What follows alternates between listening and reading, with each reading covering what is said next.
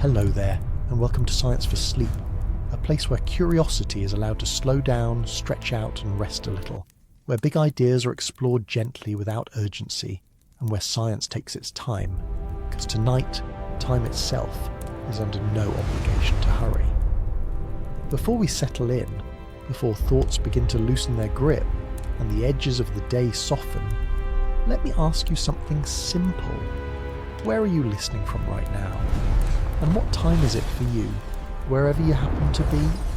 It's an ordinary question, one we ask without thinking most days, yet it already carries a quiet strangeness. A number on a clock, a place on the planet, a moment you feel yourself occupying.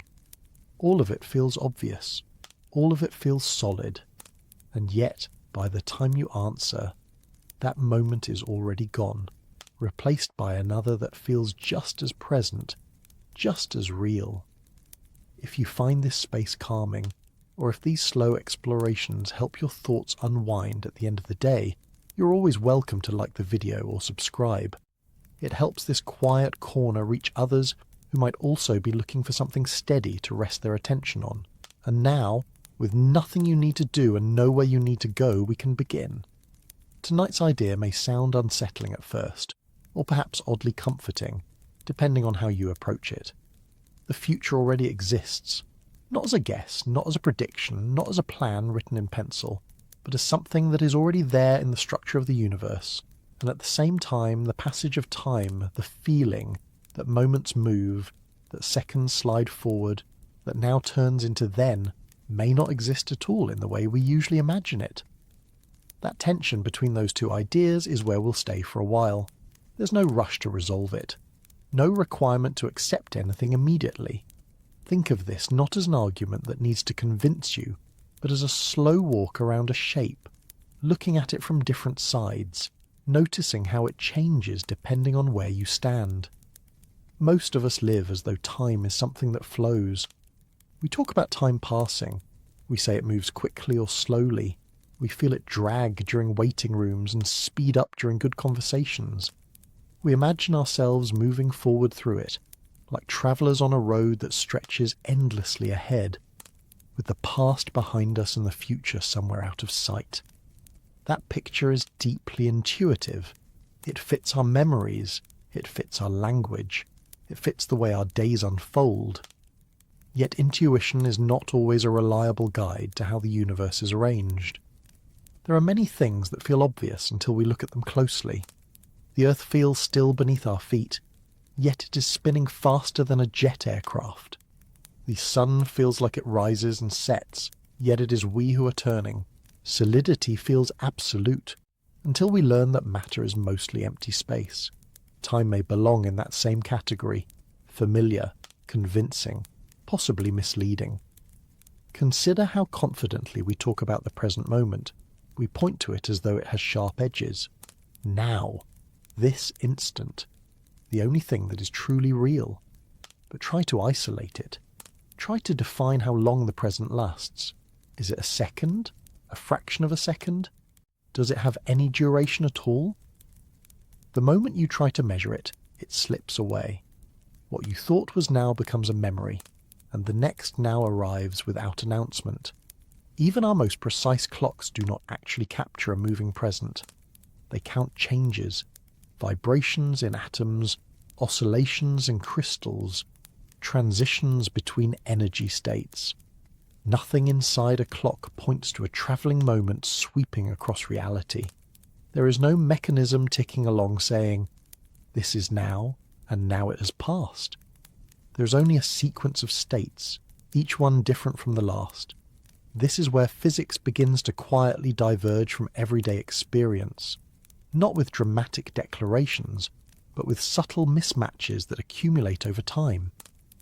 When physicists describe the universe at its most fundamental level, they do not usually describe it as something that unfolds moment by moment. Instead, they describe relationships, structures, equations that relate one configuration of the universe to another. And strikingly often, time does not appear as a flowing ingredient within those equations. In some of the most successful theories we have, time is treated less like a river and more like a coordinate, similar to space. You can label events by where they are and when they are. But nothing in the mathematics insists that one moment must be experienced before another. The equations do not care which way time flows, and sometimes they do not include flow at all. This leads to an idea that feels deeply counterintuitive at first, that the universe may already be complete, not finished in a narrative sense, but complete in the way a landscape is complete. Every point exists, whether or not you are standing on it. The mountain does not come into being when you hike toward it. The valley does not vanish when you leave it behind. They simply are. If time is part of the structure of the universe in the same way space is, then past, present and future may all exist together, laid out in a four-dimensional arrangement sometimes called space-time. In that picture, nothing moves from the future into the present, or from the present into the past. Instead, all events occupy their own locations within this structure. Your birth, this moment of listening, a conversation you haven't had yet, all equally part of the whole. This does not mean that everything feels the same from the inside. Experience is another matter entirely. Experience is local. It is constrained to a perspective. You do not perceive the entire landscape at once. You perceive a narrow path through it, one slice at a time, stitched together by memory and expectation. That stitching may be where the sensation of passage comes from, not from the universe itself, but from how minds operate within it. Think about how a book exists. Every page is already printed. The ending does not wait to be written once you start reading. Yet while you read, the story feels like it is unfolding. Characters develop. Tension builds. Events happen in sequence. That sense of movement exists because of how you engage with the book, not because the pages rearrange themselves as you go. If the universe is more like a book than a river, then the future already exists in the same sense the last page exists. It is part of the structure. What does not exist, according to this view, is a glowing cursor moving line by line through reality, marking a universal now as it goes. At this point, it's normal to feel a flicker of resistance. If the future already exists, doesn't that mean everything is fixed? Doesn't that erase choice, effort, surprise? Those questions are important, and we will come back to them later. For now, it's enough to notice that existence does not automatically imply inevitability in the way we usually imagine it. A road can exist without forcing you to walk it the same way as someone else. A map can be complete without dictating how it is experienced. What matters here is the distinction between structure and sensation. Physics is primarily concerned with structure. It asks what exists, how things relate, what patterns remain consistent. It does not prioritize how it feels to live inside those patterns. Feeling is the domain of brains, bodies and nervous system that evolved to function in a changing environment. Your brain did not evolve to perceive space-time as a static whole. It evolved to track change, anticipate outcomes, and remember what just happened. Those abilities are incredibly useful. They keep you safe. They help you plan. They allow learning. But they also impose a narrative framework onto reality, one that organizes events into before and after, cause and effect, anticipation and regret. That narrative framework is so convincing that it becomes invisible. You don't usually notice that your experience of time is something your brain constructs. It feels given, obvious, as basic as gravity or breath. Yet small disruptions reveal its flexibility. Long nights feel longer than short ones, even when the clock disagrees. Familiar routes feel quicker than unfamiliar ones. Emotional intensity stretches moments. Routine compresses years. These distortions are not errors, they are clues. They suggest that the sensation of time passing is not something you are detecting, like light or sound, but something you are assembling moment by moment from memory, attention and expectation. The universe does not need to move for you to experience movement. It only needs to contain differences and for you to encounter them in sequence. From this perspective, saying that the passage of time does not exist is not the same as saying nothing changes. Change is everywhere. Stars form and burn out. Bodies grow and age. Thoughts arise and dissolve. What may not exist is a separate entity called time that flows independently of these changes. Instead, change itself may be primary, and time may be a way of organising change after the fact. This idea has an unexpected calming quality when you sit with it. If there is no cosmic clock pushing you forward, no universal current carrying you away from moments you wish you could hold on to, then perhaps nothing is truly being taken from you. Moments do not vanish. They remain where they are, part of the structure, even if you are no longer located there. Likewise, moments you worry about are not rushing toward you. They already have their place. Your experience of approaching them is a feature of perspective, not a countdown enforced by the universe. That does not make experience meaningless. If anything, it makes it more specific. You're not racing against time. You're occupying a particular region of reality, aware of some parts and not others, moving through experience even if the universe itself is not moving at all.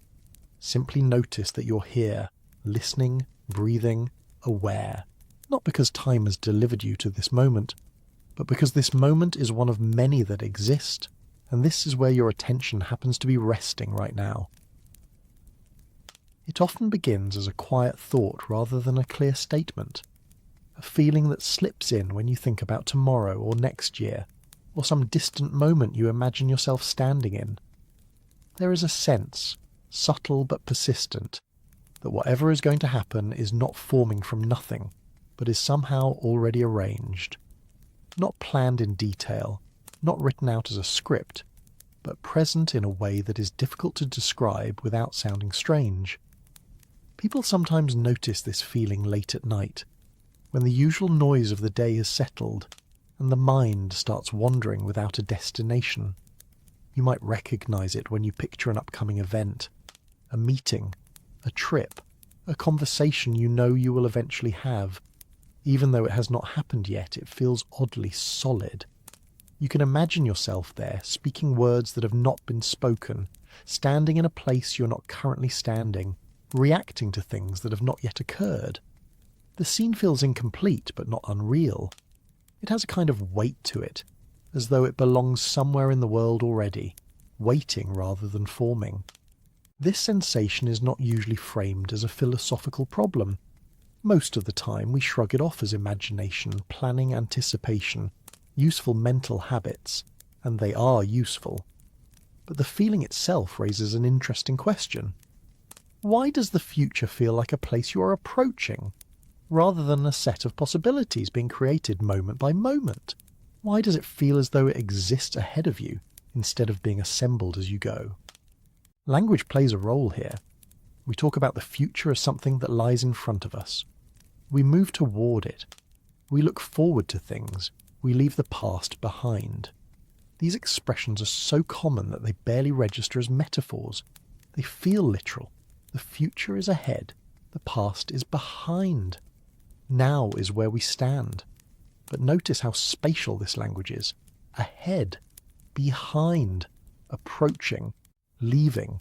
These are words we usually reserve for physical locations, roads, rooms, landscapes. We do not normally describe something that does not exist using the same terms we use for places that do, and yet, when it comes to time, we do exactly that without hesitation. Part of this comes from how memory and imagination work together. Your brain uses many of the same systems to remember the past and to imagine the future. When you recall a previous experience, you reconstruct it. You do not replay it like a recording. You rebuild it from fragments, sights, sounds, feelings, context. When you imagine a future event, you perform a similar reconstruction, except the fragments are drawn from past experiences and recombined into something new. Because both processes use overlapping neural machinery, imagining the future can feel similar to remembering the past. Both feel like you are mentally visiting a place rather than inventing one. This overlap makes the future feel less abstract than it logically should. It feels less like a blank and more like a location you simply have not reached yet. However, this psychological explanation does not fully account for the strength of the feeling. Even when you know intellectually that the future is uncertain, that plans change, that surprises happen, there is still a sense that whatever does happen will fit into an already existing structure. You do not feel like you are generating reality from nothing with each step. You feel like you are moving through something that has shape. Physics adds an unexpected layer to this intuition. When scientists began to understand the universe in terms of space-time rather than separate dimensions of space and time, the idea of a future that already exists stopped being just a philosophical curiosity. It became a reasonable interpretation of the mathematics. In space-time, events are not arranged in a sequence that comes into being one moment at a time. Instead, they are arranged as points in a four-dimensional structure. Each event has coordinates, where it is, when it is. From this perspective, your birth, your current state of listening, and some distant future moment all occupy their own positions within the same structure. Nothing in this description requires the structure itself to grow or update. There is no universal present moment sweeping across space-time, turning future events into present ones, and present ones into past ones. All events are simply there, related to one another by their positions. This is where the feeling that tomorrow is already there begins to look less like a trick of the mind and more like an accurate reflection of how reality might be organized.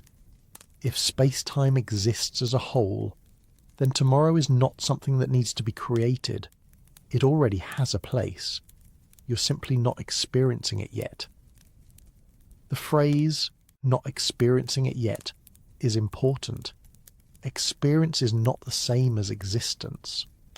There are many things that exist that you're not currently experiencing. Other rooms in your home, other cities, other people's thoughts. Their existence does not depend on your awareness of them. You move into contact with them under certain conditions, but they do not spring into being when you arrive. If time is similar, then your movement through experience does not imply that reality itself is moving. It implies that your awareness has a limited range, and that range shifts. Relativity reinforces this idea in a way that is easy to overlook. In everyday life, we assume that there is a single present moment shared by everyone. We assume that what is happening now for you is also happening now for someone else, regardless of where they are. This assumption feels obvious, but it does not hold up under closer examination. According to relativity, simultaneity depends on your state of motion. Two events that appear simultaneous to one observer may not be simultaneous to another observer moving at a different speed. There is no universal agreement on what counts as now. This is not a matter of perception or measurement error. It is built into the structure of space-time itself. If there is no universal present, then the idea of the universe progressing through a single shared moment becomes difficult to defend. Progressing relative to what? Advancing from which now to which next now? Without a global present, the notion of a cosmic passage of time loses its anchor. What remains is a structure in which all events exist, and different observers slice that structure differently depending on their motion. Each observer has their own sequence of experiences, their own ordering of events, but no observer's ordering is privileged as the one true flow of time. This can be unsettling when first encountered. It challenges deeply held intuitions, yet it also offers an explanation for why the future can feel both uncertain and strangely fixed at the same time. From within your experience, the future is open. You do not know what will happen. You make choices, you respond, you adapt. From the perspective of space-time as a whole, however, every event has its place, including the ones that involve your choices. This does not mean that your decisions are meaningless or predetermined in the way people often fear. It means that decisions themselves are events. They are part of the structure. The feeling of choosing is not an illusion layered on top of a fixed outcome. It is one of the processes through which the structure is realized. Think again of a book. The fact that the ending exists does not mean the characters within the story are not making choices. Their choices are what the story consists of. The reader's knowledge of the ending does not negate the reality of the decisions within the narrative. Similarly, the existence of future events in space-time does not erase the reality of the processes that lead to them. The strange comfort some people feel when thinking that tomorrow already exists may come from this separation between experience and structure. If nothing is truly rushing toward you, if nothing is being snatched away as moments pass, then the anxiety associated with time pressure can soften. You are not running out of reality. You're moving through a particular pattern of awareness within it. This does not eliminate uncertainty at the level that matters most to daily life. You still do not know how conversations will unfold. You still do not know what opportunities will arise or fade. Surprise remains intact. What changes is the background story you tell yourself about time itself. Instead of imagining time as something that carries you forward, whether you like it or not, you can imagine experience as a sequence of perspectives within a larger whole. Each perspective is complete in itself. Each has its own context, its own information, its own limitations. The fact that other perspectives exist does not diminish the one you are currently in. Another way to approach this feeling is to notice how often you act as though the future has already made up its mind. People say things like, "That was always going to happen," or "I knew this would come eventually." These statements often appear after the fact, but they reveal a deeper assumption, that events fit into a coherent pattern that existed even before they were experienced. At the same time, people also say, "I never saw that coming," acknowledging the limits of their foresight. Both attitudes coexist easily. We accept that the future has a definite shape once it arrives, even if we could not predict it in advance. This is exactly what a block-like view of time suggests. The shape exists. Our access to it is partial. Dreams sometimes intensify this feeling. In dreams, time behaves strangely. Events jump. Scenes shift. The sense of before and after becomes flexible, yet the dream itself feels complete while it is happening. It does not feel like it is being assembled frame by frame.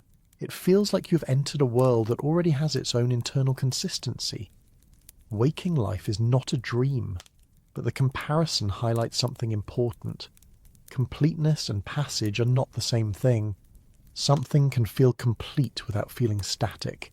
Something can feel dynamic without actually changing its underlying structure. When people say the future already exists, they are often responding to this tension intuitively, without formal language. They are noticing that anticipation does not feel like invention. It feels like approach. It feels like orientation within something larger. This orientation can show up in unexpected ways. Some people feel a sense of inevitability about certain life events without knowing why. Others feel drawn toward paths they cannot fully explain. These feelings do not require any mystical explanation. They can arise simply from the way minds navigate incomplete information within a structured reality. Your brain is constantly predicting what comes next. It does this to function efficiently. Every movement you make relies on predictions about the immediate future. When you reach for a cup, you predict where it will be when your hand arrives. When you speak, you predict how your words will unfold. These predictions are not optional. They are built into perception itself. Because prediction is so fundamental, the future is always present in your experience as a set of expectations. This makes the future feel active, involved, almost tangible. It is not a blank screen. It is a working model that updates continuously. What physics suggests is that this constant modelling may be tracking something real, not just a mental convenience. The future may feel structured because it is structured. Your predictions are not conjuring order from chaos. They're attempting to align with a reality that already has form. If tomorrow already exists, then what exactly is now? Why does it feel so special, so central, when physics struggles to define it at all? There is no need to resolve these ideas immediately. Let them sit alongside your ordinary sense of time. You can still check the clock. You can still plan for tomorrow. You can still feel anticipation or concern. None of that is threatened by the possibility that the future already has a place in the universe. For now, it is enough to notice the feeling itself, that quiet sense that what is coming is not empty, that it is waiting rather than forming, that tomorrow is already there, not rushing toward you, not pulling you along, but existing in its own right, connected to this moment without needing to replace it. At first glance, the present moment feels like the easiest thing in the world to identify. It feels obvious. It feels like the only thing that truly exists. You are here. You are listening. Whatever happened before is over, and whatever comes next has not arrived. This moment, right now, seems to sit cleanly between the two, like a thin but solid divider. Past on one side, future on the other, present in the middle. Yet the more closely you look at that divider, the harder it is to find. Try, for a moment, to notice the exact instant you would call now. Not loosely, not approximately. Try to locate it precisely. As soon as you attempt this, something odd happens. The instant you point to has already slipped away. What you thought was the present has become the immediate past, replaced by another moment that feels just as present, just as undeniable. The boundary keeps moving, or rather, it refuses to stay still long enough to be marked. This difficulty is not a flaw in your attention. It is not because you are distracted or tired. It is a structural problem. The present moment, as we intuitively imagine it, may not be a thing that can be isolated at all. In everyday life, we treat the present as having some duration. We speak of the present minute, the present hour, the present day. These stretches feel real enough, but they are already compromises. A minute contains many changes, a day contains thousands. If the present is defined as what is happening now, then how much change can it include before it stops being now and becomes then? Physics approaches this question very differently than common sense does. In physics, an event is something that happens at a specific location in space and time. It has coordinates. But an event is not a moment that flows. It does not linger. It simply is. When physicists describe a process unfolding, they describe a series of events related to one another, not a moving present that carries those events along. This distinction matters. A flowing present suggests motion. It suggests that reality itself is advancing. But if you look for evidence of this motion in the equations that describe the universe, you do not find it. You find relationships. You find correlations. You find patterns that connect one event to another. You do not find a parameter labeled now that updates itself as the universe runs. Even time itself in many equations behaves less like a current and more like a label. It identifies where an event sits within the structure. It does not push the event forward or pull it out of the future. This creates a problem for the idea of a universal present. If time is just another dimension, similar to space, then asking where the present is becomes similar to asking where here is without specifying a location. Here for whom?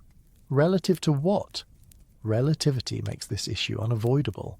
According to special relativity, different observers can disagree about which events are happening at the same time.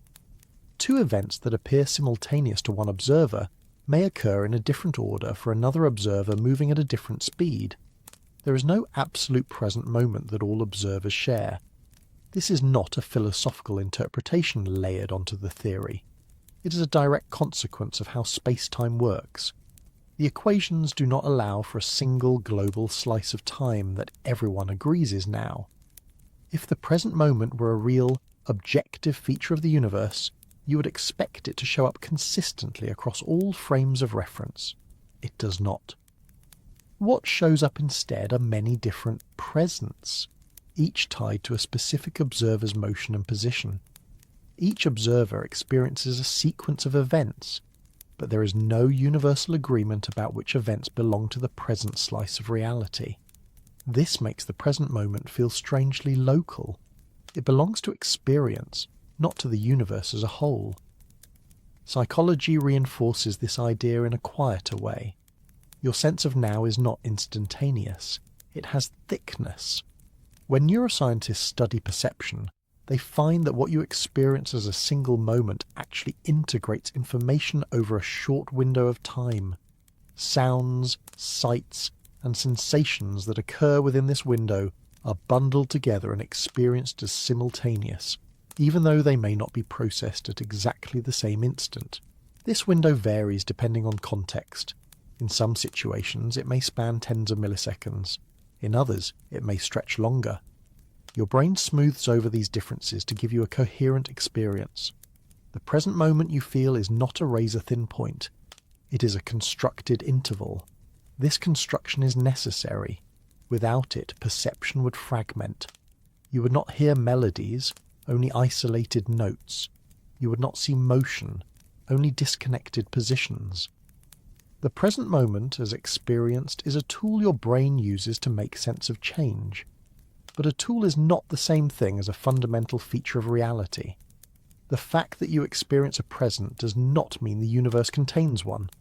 Memory plays a crucial role here. The present moment always includes a trace of the immediate past. You cannot perceive anything without a slight delay. Light takes time to reach your eyes. Nerve signals take time to travel. By the time you are aware of something, it has already happened. And yet your brain labels this awareness as now. This means that even your lived present is, strictly speaking, a reconstruction. It is a model built from recent information.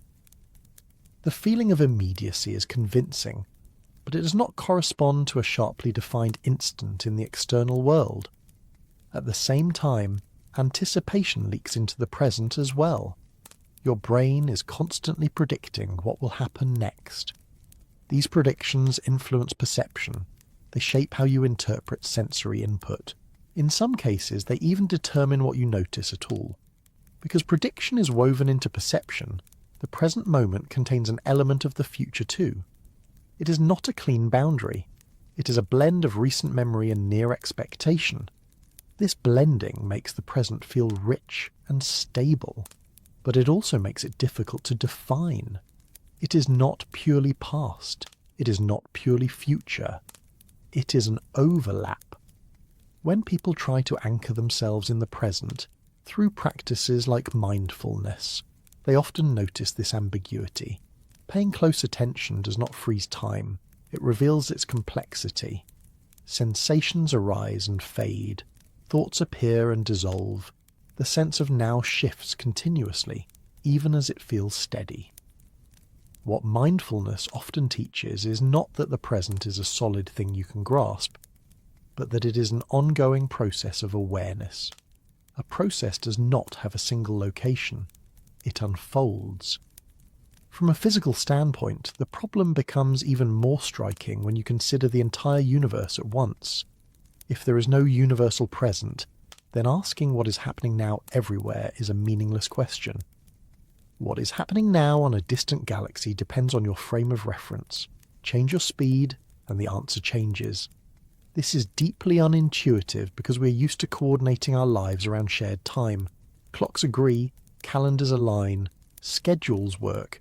These practical successes hide the deeper issue. The agreement we rely on is local and conventional.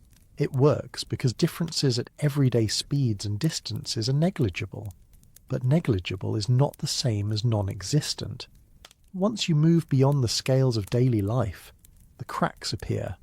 The present fractures into many equally valid slices, none of which can claim to be the true one.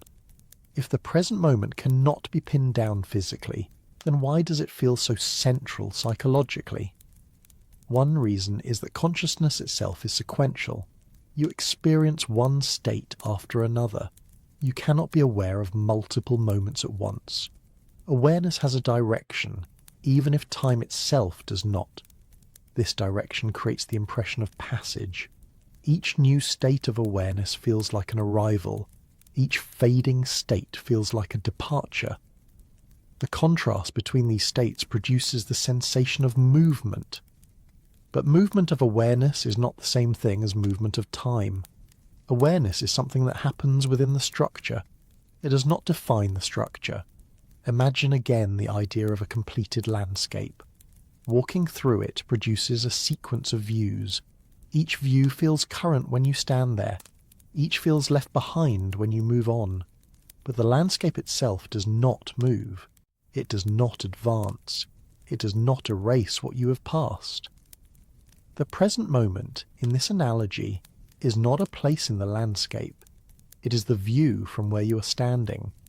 The view changes as you move, but the terrain remains. This way of thinking helps explain why the present feels both fleeting and stable. Fleeting because your perspective changes constantly. Stable because at any given point the view feels complete. It also explains why the present moment feels special even if it is not fundamental. It is special to you because it is where your awareness is currently located. That location matters for experience, even if it does not carve reality into universal segments. The difficulty of pinning down the present has consequences for how we think about time more broadly. If there is no objective present, then the idea of time passing becomes suspect. Passing relative to what? From which present to which next present? Instead of imagining time as something that flows, it may be more accurate to imagine experiences as ordered without a moving reference point. Order without motion. Sequence without passage. This idea can feel uncomfortable at first because it conflicts with the language we use and the habits we rely on. We are deeply invested in the idea of now. We build our lives around it. We say things like, live in the moment, and this is all there is. Yet those phrases may be pointing to something experiential rather than something metaphysical. They may be reminders about attention, not about the structure of reality. If the present moment is harder to pin down than it seems, that does not make it less meaningful. It makes it more personal. It belongs to how you engage with the world, not to the universe's architecture. And this brings us naturally to a deeper question. If the present is not a fundamental feature, and if the future already exists within the structure of space-time, then what exactly is changing? What gives rise to the sense that something is happening at all? At some point, usually without much announcement, physics stops describing the world in terms that sound like motion through time and starts describing it in terms of relationships that simply exist. This shift does not happen all at once, and it does not come with a single equation that declares time irrelevant. Instead, it emerges gradually as you follow the logic of the theories that work best. The more carefully physicists describe reality, the less they talk about time flowing, and the more they talk about structure. This is not because physicists are trying to be abstract or provocative. It happens because the language of flow turns out to be unnecessary for explaining what actually happens. When a concept does no explanatory work, it slowly disappears from the foundations, even if it remains useful in everyday speech. In classical mechanics, time still looks familiar. Objects move. Systems evolve. You write down equations that tell you where something will be at a later time if you know where it is now. This feels like motion through time. But even here, the equations themselves do not contain flow. They relate one state of a system to another state. Time is a parameter that labels those states, not an engine that pushes them along. You can see this by imagining the entire solution to an equation laid out at once. The equation does not need to be run by the universe. It simply describes a pattern. If the initial conditions are such and such, then the system has this entire history. Past and future appear together as part of the same mathematical object. As physics develops, this perspective becomes more explicit. When Einstein introduced relativity, time stopped being a universal ticking background and became part of the geometry of space-time. Geometry does not flow. A shape does not move through itself. It simply has properties, curvature, distance, relations between points. In general relativity, space-time is described as a four-dimensional structure whose geometry depends on the distribution of matter and energy. Massive objects curve space-time. That curvature affects how objects move. What we experience as gravity is not a force acting through time, but motion along the structure of space-time itself. Notice what is missing from this description. There is no mention of space-time changing moment by moment in some global sense. There are local changes in curvature. There are different regions with different properties. But the theory does not require a present moment sweeping across the universe, updating space-time as it goes. Instead, space-time is treated as a whole. Solutions to Einstein's equations describe entire universes, complete with their histories. These solutions are not generated one instant at a time. They exist as consistent structures. This idea becomes even clearer when physicists talk about space-time diagrams. In these diagrams, time is represented as another axis, just like space. Events are points. World lines trace the paths of objects through space-time. You can look at the entire diagram at once. Nothing in the diagram is privileged as the present.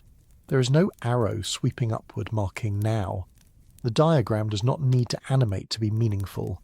It already contains everything the theory says exists. This way of thinking feels natural to physicists because it simplifies things. If you can describe the universe as a structure, you avoid having to explain what moves it forward.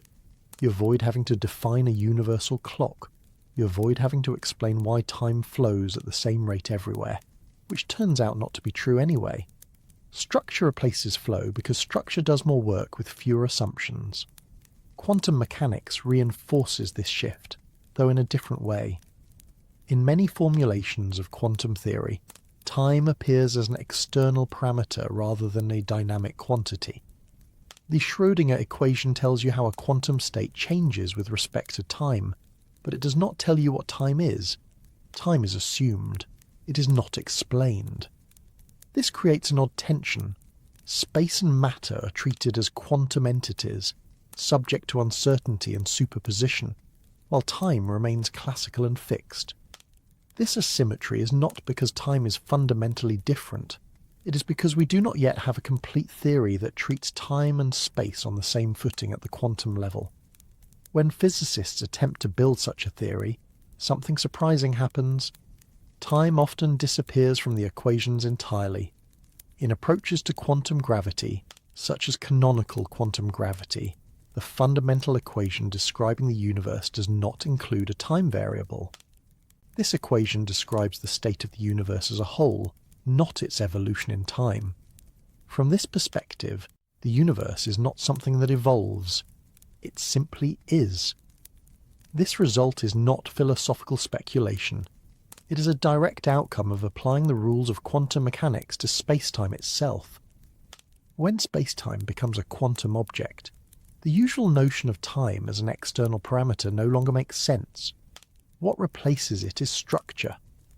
Relationships between configurations, correlations between parts of the universe. Change becomes something that is described internally, relative to other changes, not relative to an external clock. This idea is often unsettling because it clashes so strongly with experience. We feel change constantly. We feel duration. We feel sequence. How can a theory that removes time possibly describe a world like ours? The answer lies in the difference between fundamental description and effective description. At a fundamental level, physics may describe reality as a static structure. At higher levels, when you look at subsystems within that structure, you recover something that behaves like time. Think of a map. The map itself does not move. It does not change. Yet it contains routes. It contains paths that can be followed. A traveller on the map experiences a sequence of locations. The sequence feels dynamic, even though the map is static. Similarly, a universe described as a structure can contain sequences of events experienced by observers within it. The observer's experience is ordered. It has a direction. But the ordering does not require the structure itself to flow. This distinction helps explain why physics can stop talking about flow without denying experience. Physics is concerned with what exists and how it is related. Experience is concerned with how those relations are encountered by a particular system. When physicists talk about structure, they are not claiming that nothing happens. They are saying that happening does not require a global temporal current. It requires differences and relations. Causation, for example, does not require time to flow. It requires that certain events are related in specific ways. One event influences another. That influence is encoded in the structure. The order of influence can be represented without invoking a moving present. Even entropy, which is often cited as the source of time's arrow, fits into this picture. Entropy describes the distribution of states within a system. Low entropy states are rare. High entropy states are common. The tendency for systems to move toward higher entropy can be described as a pattern within the structure, not as a force pushing time forward. From the structural perspective, the universe contains many states with different entropy values. Observers find themselves in regions where entropy is lower in one direction along their experience and higher in the other. This asymmetry gives rise to the sensation of a past and a future, even if the underlying structure is timeless. What matters here is that the equations do not single out one direction as the direction of time's flow. They describe relations that allow observers to define an ordering locally. When physics talks about structure, it also changes how it talks about explanation. Instead of asking why the universe is changing now, physicists ask why the structure has the properties it does. Why this geometry? Why these correlations? Why these constants? This shift can feel cold or impersonal, but it has a quiet elegance. It removes unnecessary layers. It avoids anthropocentric assumptions. It treats the universe as something that exists independently of how it feels to be inside it. Yet the feeling remains, the sense of motion, the sense that something is happening right now. That feeling does not disappear simply because physics stops talking about it. Instead, it becomes something to be explained rather than assumed. Why does a structural universe give rise to beings who experience flow? Why does awareness move through a sequence rather than perceive the whole at once? These are not questions physics ignores. They are questions it postpones, recognizing that they belong at the intersection of physics, biology, and cognition. Brains are physical systems embedded in the structure. They process information locally. They record memory. They predict outcomes. They cannot access the entire structure at once. They sample it. Sampling creates sequence. Sequence creates narrative. Narrative creates the sensation of time passing. From this perspective, the passage of time is not a fundamental feature of the universe, but a feature of how certain systems interact with the universe. It is an emergent property of limited access. This idea becomes easier to tolerate when you notice how often structure replaces flow in other areas of science. Temperature, for example, feels like something that rises and falls. But at a fundamental level, temperature is not a thing that flows. It is a statistical property of many particles. Heat flow is a convenient description, not a fundamental substance moving around. Sound feels like something travelling through the air. At a deeper level, it is a pattern of pressure variations. Nothing flows. A structure changes configuration. Even solidity itself is structural. Objects feel solid because of electromagnetic interactions between atoms. There is no continuous substance filling space. There are relationships that resist compression. Time may belong in this category.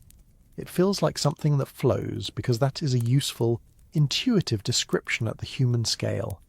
At deeper levels, it dissolves into structure. This does not make clocks useless or schedules meaningless. It simply places them in context. They measure regularities within the structure. They do not reveal an underlying current. When physics stops talking about flow, it is not denying your experience. It is stepping back far enough to see what experience alone cannot reveal. It can be helpful to begin by noticing how strongly the moving film metaphor shapes the way we think about reality. From early on, we learn to imagine the world as something that updates itself moment by moment. like frames advancing on a screen. One frame replaces the previous one. The past frame disappears. The future frame has not yet arrived. The present frame is the only one that exists.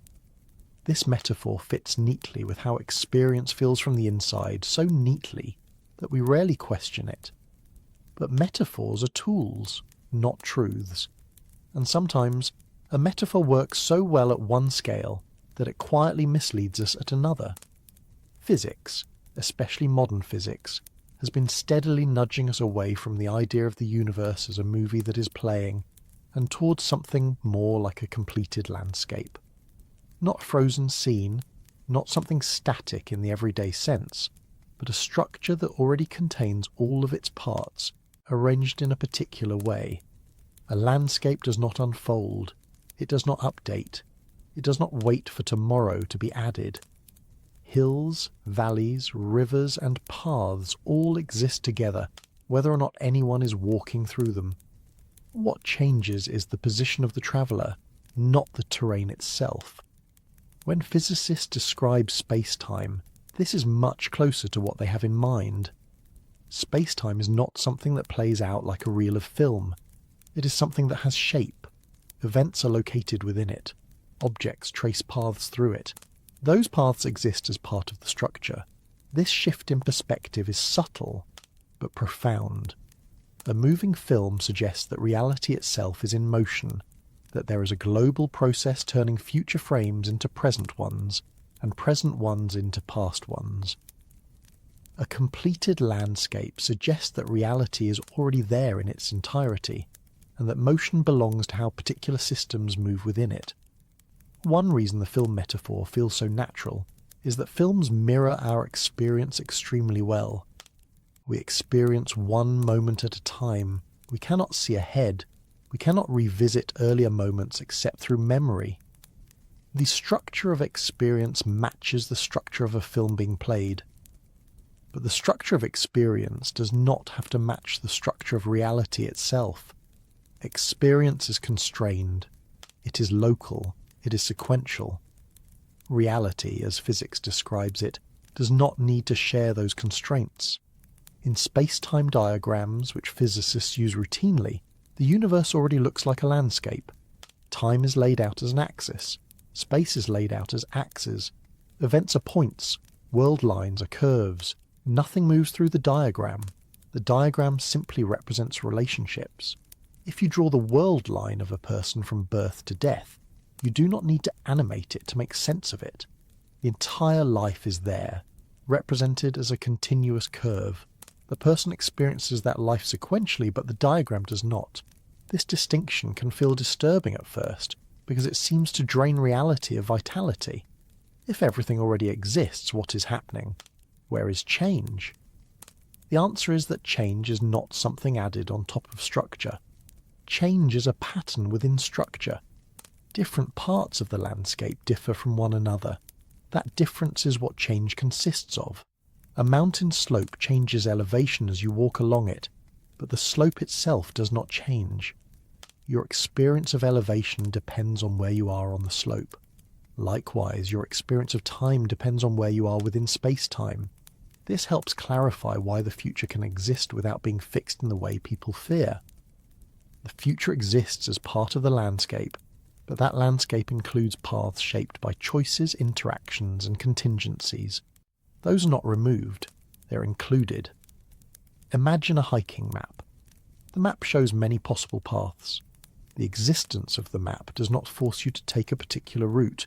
It simply contains the routes. Your walk traces one of them. In space-time, the situation is more subtle, because the routes are not all available from every point. The structure encodes constraints. Physics tells you which paths are possible and which are not. But within those constraints, many trajectories exist. From within experience, it still feels like you are deciding as you go, because decision-making is one of the processes that shape which path is taken. That process is part of the landscape too. The completed landscape picture becomes especially compelling when you consider relativity again, because there is no universal present. The idea of a film with a single frame that is currently playing becomes difficult to maintain. Whose frame is it? Which observer's present defines the frame being shown?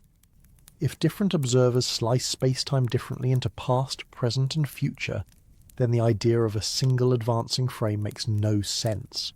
A landscape, on the other hand, accommodates this naturally.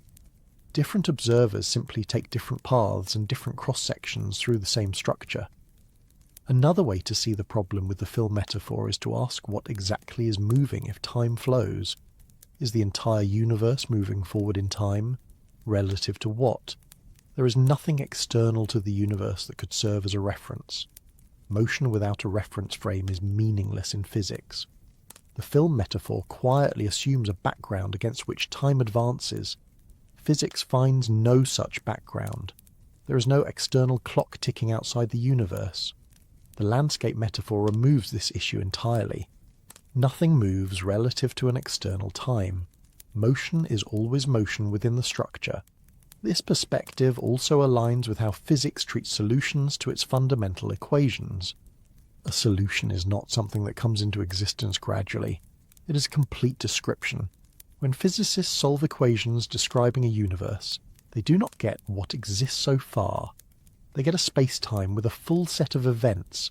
This is true even in cosmology. When physicists describe the Big Bang, they are not describing a moment when the universe began playing like a film. They are describing a boundary within space-time, a region with particular properties. The Big Bang is not the first frame, it is a feature of the landscape. This helps clarify another common confusion. People sometimes imagine the future as empty because it has not happened yet. But emptiness implies absence. In the landscape picture, absence does not apply. Regions of space-time are not empty just because you are not there. You are not currently in Paris, but Paris exists. You are not currently in the year 2120, but that region of space-time can exist too, even if no one alive today can access it. Access and existence are different concepts. The film metaphor conflates them. The landscape metaphor separates them cleanly. This separation can feel emotionally challenging because we are used to equating existence with availability. If something exists, we think we should be able to encounter it now. But that is not how reality works, even in space. Distance already limits access. Time may simply be another kind of distance. Seen this way, the future is not something rushing toward you. It is something located elsewhere. Your experience of approaching it is a matter of trajectory, not creation. This also reframes anxiety about time running out. If moments are not destroyed when they pass but remain part of the structure, then loss takes on a different character. You are not losing reality itself. You are losing access to certain regions from your current position. That distinction does not erase sadness or longing, but it removes the sense that the universe is actively taking things away from you. It is not erasing your past. It is simply that your path has moved on. The same applies to anticipation. The future is not looming. It is not closing in. It is simply there, connected to where you are now by the path you're on. The completed landscape idea also helps explain why memory feels so asymmetric. You remember the past but not the future, even if both exist in the structure. Memory is a physical process that leaves records. Those records exist in certain regions of space-time and not others. You carry them with you along your path. You do not carry records of future events because those records are not located where you are. They are located elsewhere. This asymmetry does not require time to flow. It requires only that records be distributed unevenly along paths. When people object that a completed universe would be lifeless or static, they are often importing everyday meanings of those words into a context where they do not apply. Static in everyday language means unchanging over time, but in a timeless structure, unchanging over time is meaningless. Change is represented spatially within the structure. A chessboard with a game laid out move by move on successive boards is not static in the sense of containing no action. It contains action encoded across configurations. The action is there, just not unfolding. The universe, in this view, is more like an enormous record of interactions than a performance in progress. That record is not passive. It encodes everything that happens. It just does not replay itself for an external audience. Your consciousness is not external. It is part of the record. It is one of the processes encoded in the structure.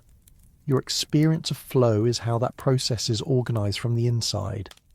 This perspective also clarifies why it feels so difficult to imagine perceiving the whole at once. Your brain is not designed to do that. It is designed to operate locally. It samples information. It updates internal models. It does not step outside space-time to view it globally. The feeling of motion, of becoming, of things happening, arises because your awareness traces a path. Paths feel dynamic. Landscapes do not. But the dynamism belongs to the path, not to the ground beneath it. Once you begin to think this way, many familiar phrases take on a slightly different meaning. The future hasn't happened yet becomes, I haven't reached that region yet. The past is gone becomes, I am no longer located there. These are not just linguistic tweaks. They reflect a different underlying picture. Importantly, this picture does not ask you to live differently in any practical sense. You still plan, you still hope, you still regret, you still act. The difference is conceptual, not behavioural. What it offers is a way to reconcile the feeling that tomorrow is already there with the feeling that you are still genuinely moving through life. Both can be true if movement belongs to experience and existence belongs to structure. Relativity does not announce its conclusions loudly. It does not begin by declaring that the past, present and future all exist at once. Instead, it arrives there quietly, almost reluctantly, by following a few simple assumptions to their logical end. What makes its implications so unsettling is not that they are exotic, but that they are unavoidable once you accept how space, time, and motion actually behave. To understand what relativity suggests about coexistence, it helps to start with what people assumed before it. In everyday thinking, and in classical physics, time was treated as universal. There was an assumption that the universe shared a single clock. No matter where you were or how you moved, now meant the same thing for everyone.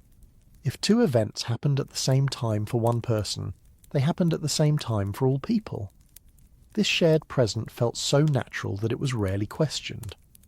Einstein did question it, not because he was trying to be disruptive, but because experiments with light made the assumption impossible to maintain. The speed of light appeared to be the same for all observers, regardless of how fast they were moving. That single fact forced a radical rethink.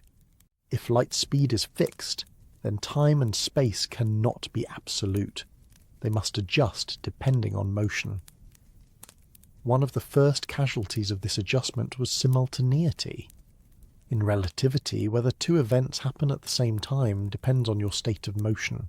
An observer standing still relative to a train platform may judge two lightning strikes to be simultaneous. An observer moving on a train may judge one strike to happen before the other. Neither observer is wrong. There is no deeper fact that settles the disagreement. The universe does not provide a master clock to appeal to. This is not a trick of perception. It is not about delays in seeing the light. Even after correcting for signal travel time, the disagreement remains. The order of events is genuinely frame-dependent. Once this sinks in, the idea of a single present moment shared by the entire universe starts to unravel. If different observers have different sets of events they call now, then which one is the real present? Relativity offers no answer, because it does not recognize the question as meaningful. Instead of a universal present, relativity gives us many local presents. Each observer experiences a sequence of events along their own path through space-time. That sequence feels ordered and continuous, but there is no global slice of space-time that all observers agree is the present. This alone strongly suggests coexistence. If there is no unique present, then past and future cannot be defined in an absolute way either. What is future for one observer may already be past for another, depending on their relative motion and position. This is not speculative philosophy layered onto physics. It falls directly out of the geometry of space-time. Once you accept that space-time is four-dimensional and that time is intertwined with space, the idea that all events exist together becomes the simplest interpretation. In space-time, events are points. They do not come into existence when someone labels them present. They exist by virtue of being part of the structure. Their relationships to other events, such as which can influence which, are encoded geometrically. Causality still matters.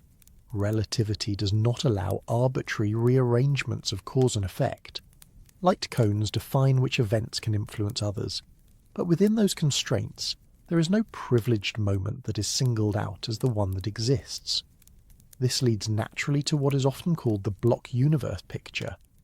In this picture, space-time is a block containing all events. The block does not grow. It does not update. It simply exists, with its entire structure intact. The past exists as regions of space-time with certain properties. The future exists as regions with other properties. The present as an objective feature does not exist at all. What exists instead are many different ways of slicing the block, each corresponding to a different observer's notion of simultaneity. For someone deeply accustomed to thinking in terms of flow, this can feel deeply counterintuitive. It feels as though something essential has been removed. Where is becoming? Where is change? Where is the movement from what was to what will be? Relativity's answer is subtle. Change exists along world lines. Objects have histories. Those histories are sequences of events ordered along paths. What does not exist is a universal change of the entire universe at once. From the inside, along a world line, you experience one event after another. You remember earlier ones. You anticipate later ones. That ordering is real. But it does not require the rest of space-time to be non-existent or waiting. Think of it like reading a sentence. You read words one at a time. The meaning unfolds as you go, but the sentence exists in its entirety on the page. The words you have not yet read are not unreal. They are simply not yet encountered. Relativity implies that the universe is more like the sentence than the act of reading it. Another way to see this is to consider how relativity treats distant events. Suppose you are sitting quietly in a chair. According to one way of slicing space-time, a certain distant star is exploding right now. According to another equally valid slicing, that explosion happened years ago. According to yet another, it has not happened yet. All of these descriptions are consistent with relativity. There is no experiment you can perform to determine which one is really happening now. The question has no physical answer. This does not mean the star's explosion is vague or indeterminate. It means that its placement in time relative to you is not absolute. The explosion is a fixed event in space-time. Its relation to your present experience depends on how space-time is sliced. If the present were a real, universal feature, this ambiguity would be impossible. There would be a fact of the matter about whether the explosion is happening now. Relativity denies that such a fact exists. This strongly supports the idea that all events coexist. The star's explosion is as real as you're listening to these words, regardless of how different observers relate them temporally. This coexistence does not flatten experience into sameness. It preserves structure. Different events have different relations. Some can influence others, some cannot. Some are accessible to you, some are not. Coexistence does not mean equivalence. One of the most common objections at this point is emotional rather than logical. If the future already exists, people worry that life becomes fixed, that hope and effort lose their meaning. But this objection rests on a misunderstanding of what existence means in this context. Existence does not imply inevitability from within experience. It does not mean that outcomes occur without processes. The processes are part of what exists. Your deliberations, your hesitations, your mistakes, your learning, your growth, all of these are events too. They are not bypassed. They are not skipped over. They are included. Relativity does not say that the future exists without you. It says that the future includes you. Another misunderstanding is to imagine that coexistence requires that all moments be equally accessible or equally vivid. That is not the case. Accessibility depends on causal structure. Memory depends on physical records. Awareness depends on brain states. You do not experience the future because your brain does not contain records of future events. That fact does not require the future to be unreal. It requires only that records are asymmetrically distributed. Relativity also helps explain why the passage of time feels so compelling, even if it is not fundamental. Because different observers have different sequences of events. Each observer's experience has its own internal ordering. That ordering is consistent. It feels like a flow.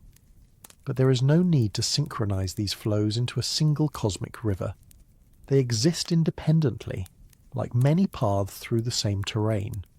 The deeper implication here is that the distinction between past, present, and future may be more about perspective than about ontology. It may be a way minds organize information, not a way reality organizes itself. This does not make the distinction arbitrary. It makes it contextual. Just as here depends on where you are, now depends on how you move. Both are meaningful locally, neither is universal. Relativity also dissolves the idea that the universe is constantly being updated. There is no cosmic refresh rate, no ticking frame counter. What exists does not need to be refreshed. Instead, reality is described in terms of relations that are timeless in the mathematical sense. Timeless does not mean static, it means complete. This completeness is what allows relativity to handle extreme situations so well. Black holes, high-speed travel, expanding space. In all of these cases, the block picture remains consistent. There is no need to imagine time struggling to keep up.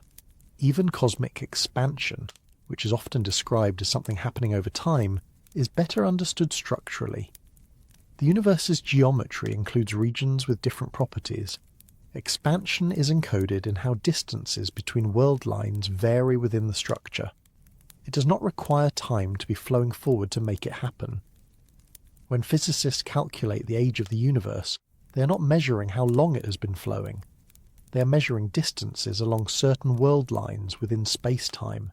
Age becomes a geometric quantity, not a measure of passage. This geometric view can feel alien, but it has proven remarkably effective. It predicts phenomena with extraordinary accuracy. Time dilation, length contraction, gravitational redshift. All of these emerge naturally when time is treated as part of structure rather than as a flowing medium.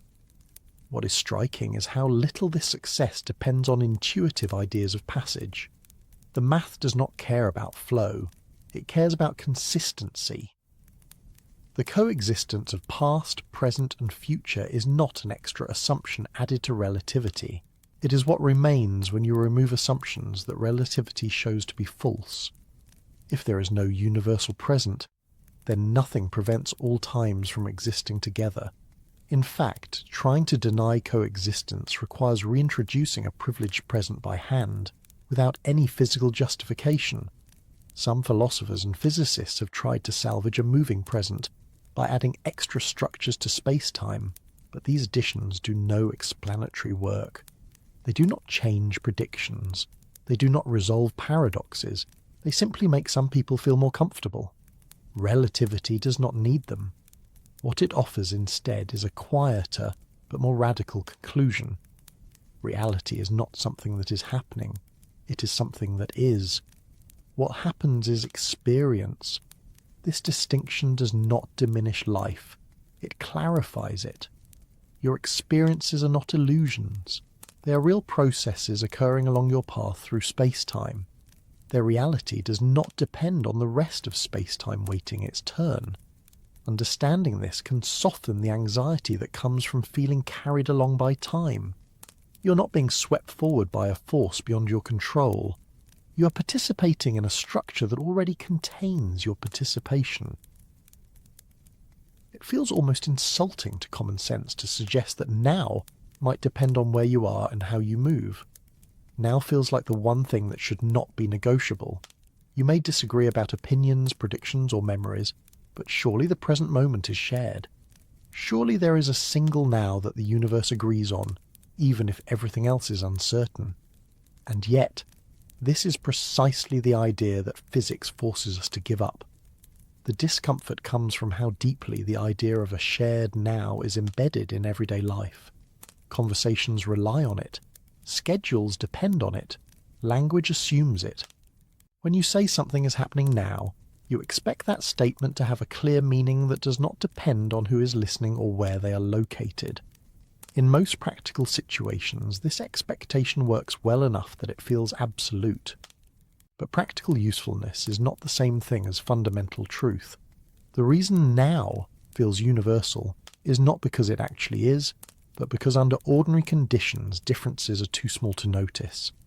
At everyday speeds and distances, the universe behaves in a way that closely approximates a shared present. Relativity does not contradict this, it explains it. The approximation holds because the effects that break it are negligible in daily life. Once you move beyond those conditions, the cracks widen. To understand why now depends on motion, it helps to let go of the idea that time is something that exists independently of everything else. In relativity, time is inseparable from space. Events are not located just in time or just in space, but in space-time, where something happens and when it happens are not independent facts. They form a single description. This alone already hints at why now cannot be universal. If time is part of space-time and space-time is affected by motion, then temporal relationships must be affected as well. Consider two observers moving relative to each other. Each observer carries their own clock. Each clock ticks normally for the person carrying it. Neither clock is broken. Neither observer is confused.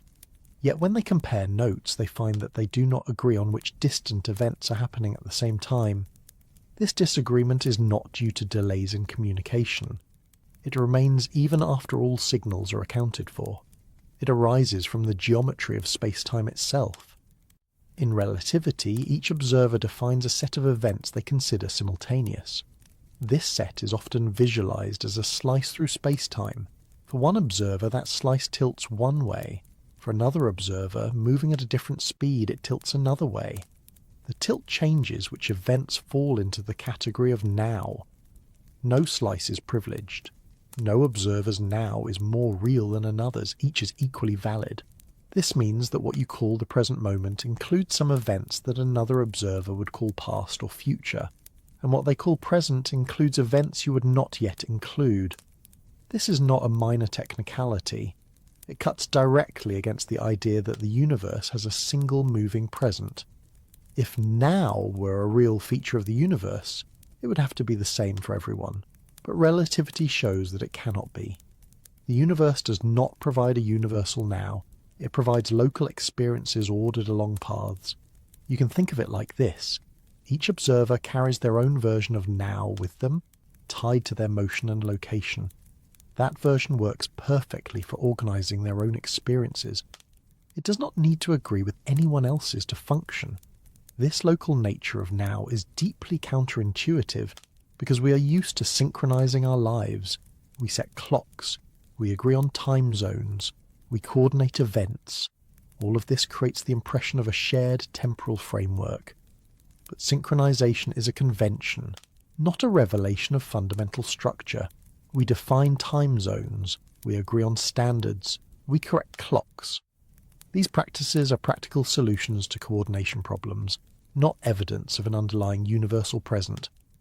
Relativity becomes especially clear about this when dealing with distant events. Suppose you ask, what is happening right now on a planet in another galaxy? The question feels reasonable, but according to relativity, it has no unique answer. Different observers will give different answers, and none of them is wrong.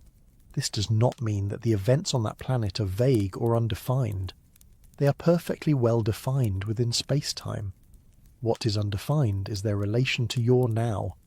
The mistake is assuming that now extends infinitely across space. It does not. It is local. This locality becomes even more striking when you consider acceleration and gravity. In general relativity, gravity affects the rate at which clocks tick.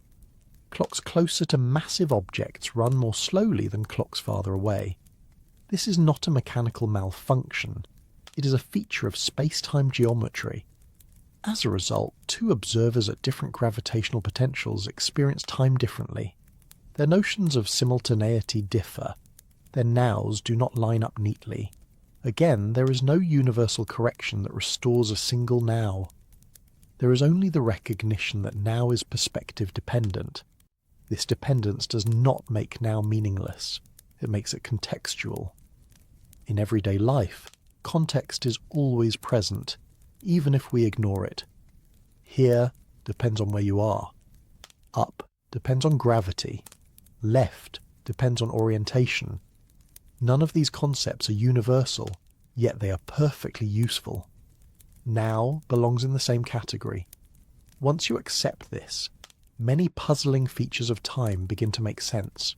The discomfort we feel when imagining a block universe often comes from trying to smuggle a universal now into a structure that does not support it.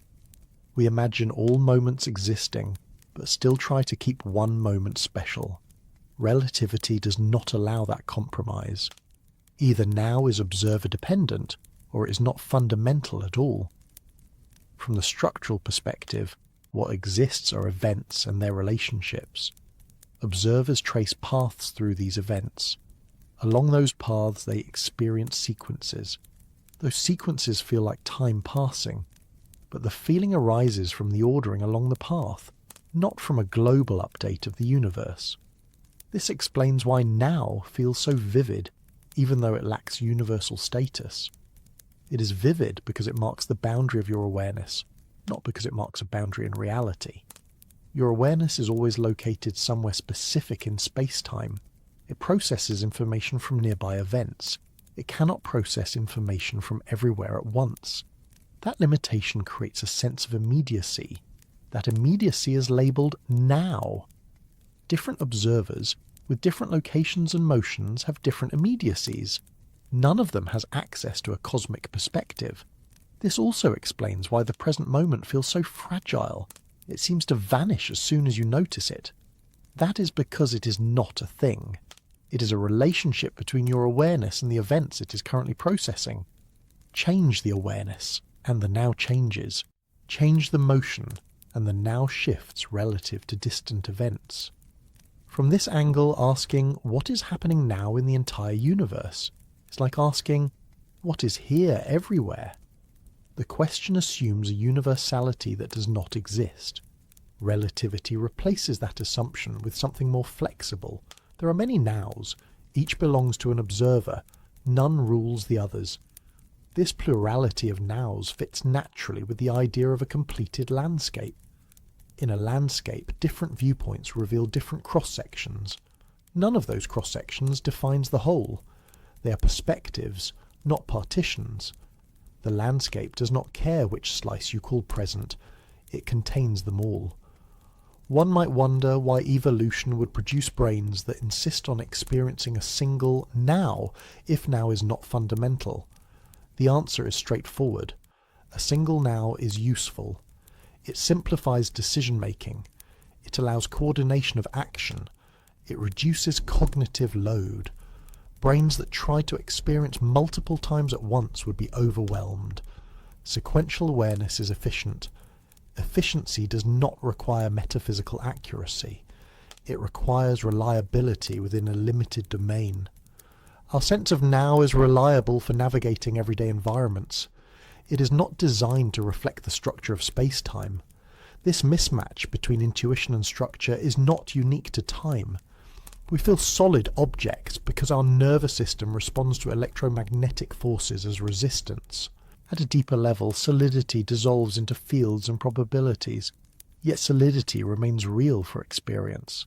Similarly, now remains real for experience even if it is not fundamental. Accepting this does not make life feel less immediate. If anything, it sharpens the understanding that immediacy is something you bring to the world, not something imposed by it. Your now is yours. It is not borrowed from the universe. It is generated by how you are situated within it. This also means that worrying about losing the present moment takes on a different meaning. You're not losing access to reality itself. You are shifting perspective. Another now replaces the previous one because awareness moves, not because time flows. Awareness cannot stand still. It is a process. Processes have ordering. That ordering is what you feel as passage. But the universe does not need to pass in order for processes to be ordered. Relativity strips away the idea of a universal stage manager announcing each new moment. In its place, it gives a quieter picture. A universe where all events exist, where relations matter, where observers carve out their own sequences, and where now is a local, personal feature of experience. Once you see this, the block universe no longer feels like a frozen prison. It feels like a structure spacious enough to contain many perspectives without forcing them into a single timeline. And this sets up an even deeper question. If there is no universal now, and if all events coexist within space-time, then what exactly do we mean when we say that time does not pass? How does that idea differ from the more familiar notion that time passes differently for different observers? The phrase, "nothing is actually passing," tends to trigger immediate resistance, and that resistance is understandable. Passing is one of the most basic features of how life feels. Moments seem to arrive and leave. Days appear to move forward.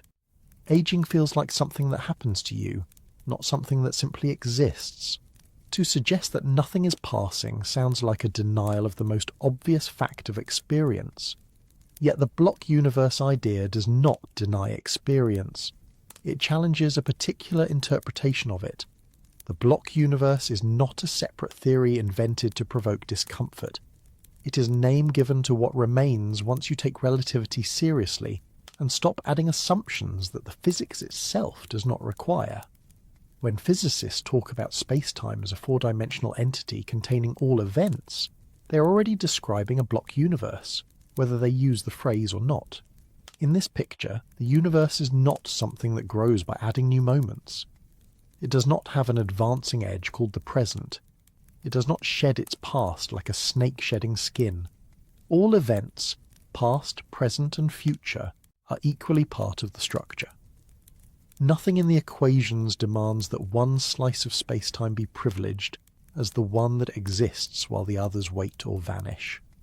That demand comes from intuition, not from physics. To understand why the idea that nothing is passing is not as absurd as it first sounds, it helps to separate three things that are often tangled together: change, order, and passage. Change refers to differences between states. A glass falls and shatters. A child grows taller. A star burns fuel and eventually collapses. These differences are real. They are described precisely by physics. The block universe does not remove them. Order refers to the fact that these states are related in specific ways. Some events precede others. Some depend on others. Causes come before effects along certain paths. This ordering is also real and preserved. Passage is something extra. Passage is the idea that there is a moving spotlight, a universal now, that sweeps across the ordered states, turning future into present and present into past. This is the element the block universe discards. The key claim is not that change is illusory, but that passage is not fundamental. From within the block universe, change is represented spatially rather than temporally. Different regions of space-time have different properties. Along a given world line, properties vary. That variation is what we call change. There is no need for the universe itself to move in order for this to be true. The difficulty comes from how naturally we equate change with passage. In everyday life, they appear inseparable. When something changes, we feel that time must have passed, but this feeling arises from how we experience change, not from how change is structured at a fundamental level. Imagine a flip book. Each page shows a slightly different image. When you flip through it, you see motion. The motion feels real.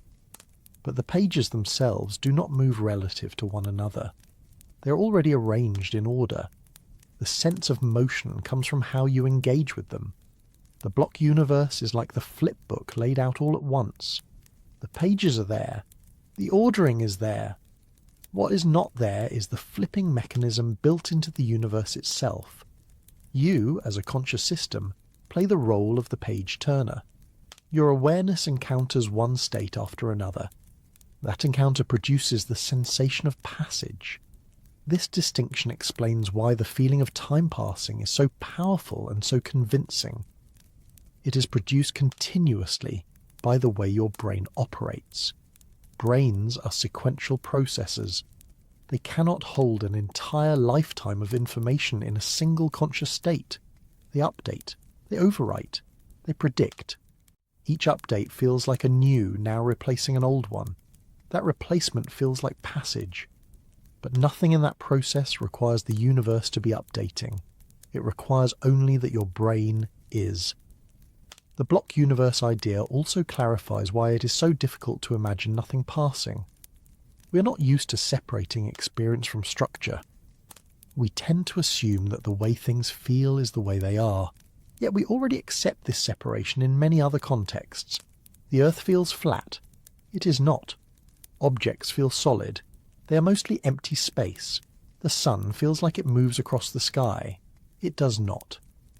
In each case, experience is reliable for practical purposes, but misleading about fundamental structure. Time may be another example. One of the strongest objections to the block universe comes from the sense of openness we associate with the future. The future feels undetermined. It feels like it has not happened yet. If nothing is passing, how can that feeling be accounted for? The answer lies in information, not in existence. From your current position in space-time, you do not have access to information about future events. Your brain contains records of past events. It does not contain records of future ones. That asymmetry is enough to create the feeling that the past is fixed and the future is open. Openness in this sense is epistemic. It is about what you can know, not about what exists. The block universe does not say that the future is known. It says that it exists. Those are very different claims. Within the structure, future events exist without being accessible. From within experience, lack of access feels like non-existence. That feeling is compelling, but it does not settle the metaphysical question. Think again of space. There are places you have never been. From your current location, they are inaccessible. You may not know what is happening there, yet you do not conclude that they do not exist. You conclude that you lack access. Time may be similar. Future regions of space-time are inaccessible from your current position. That does not require them to be unreal. Another common objection is that if nothing is passing, then nothing is really happening. This objection confuses happening with passage. Events still happen in the block universe. They just do not happen by coming into existence. They happen by being located at certain places in space-time and by standing in causal relations to other events. When you say that something happened, you are locating it within a structure and relating it to other events. You're not describing a metaphysical act of creation. The language of happening is perfectly compatible with the block universe, as long as it is not interpreted as implying passage. Even phrases like, "the universe evolves," can be reinterpreted structurally. Evolution describes differences between states along paths, not a global update of existence. In fact, many physicists prefer this reinterpretation because it avoids unnecessary metaphysical commitments. It keeps the theory lean. The block universe also helps resolve certain puzzles that arise when passage is taken too seriously. For example, what exactly moves when time passes? Does the entire universe move forward in time? If so, Relative to what? Another time, this leads to an infinite regress. By denying passage at the fundamental level, the block universe avoids this problem entirely. Nothing moves relative to time. Motion is always motion within space-time. Another puzzle concerns the speed of time. We often speak as though time flows at a certain rate. 1 second per second. But this phrase is meaningless.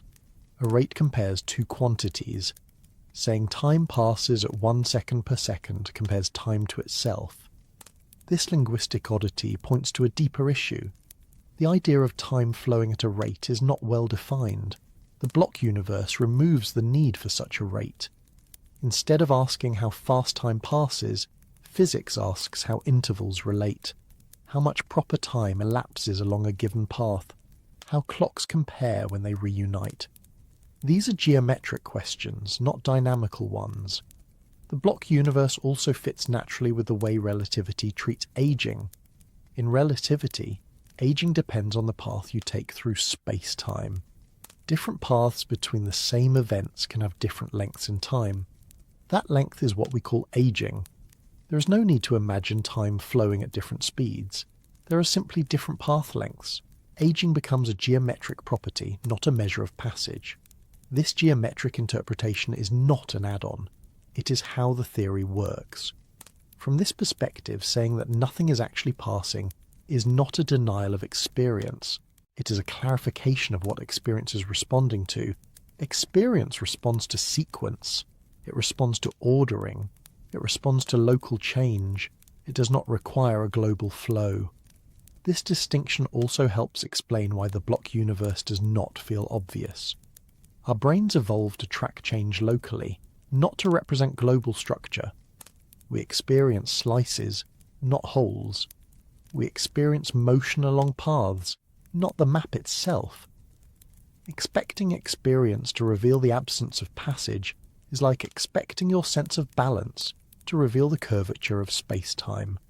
It is not the right tool for the job. One might still worry that the block universe makes life feel static or predetermined. But this worry often dissolves once you recognize that static and dynamic are themselves time-based concepts. In a timeless structure, calling something static is a category error.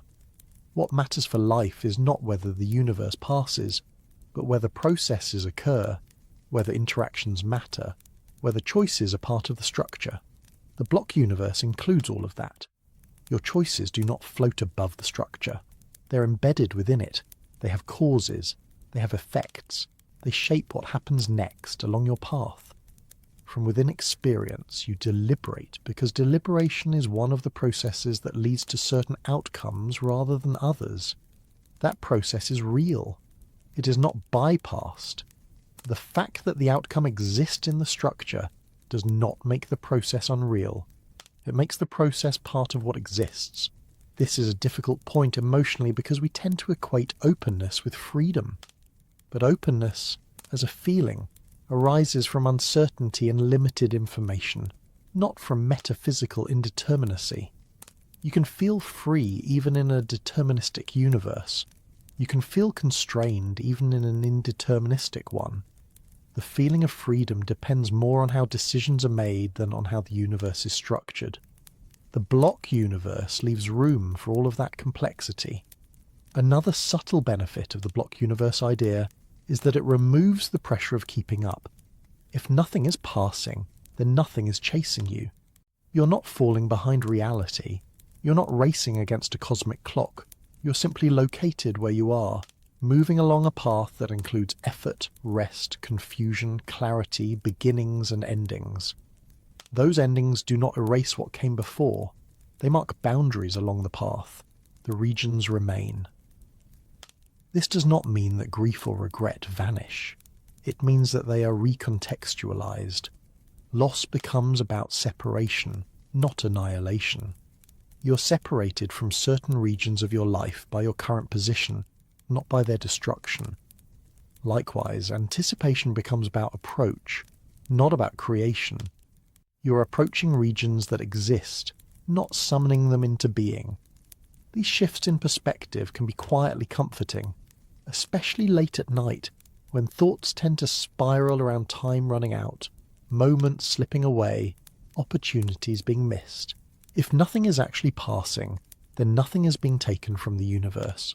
Things change location relative to you, but they do not vanish. There is still an important piece missing. If the block universe is real, and if passage is not fundamental, then why does the illusion of passage feel so consistent, so structured, so hard to escape? Why does it feel directional? Why does it feel like it always goes one way? It may help to start with something simple and uncontroversial. Your brain is a physical system. It is made of matter. It obeys the laws of physics. Whatever your experience of time is, it must arise from physical processes happening inside that system. There is no separate channel through which time itself whispers instructions into your awareness.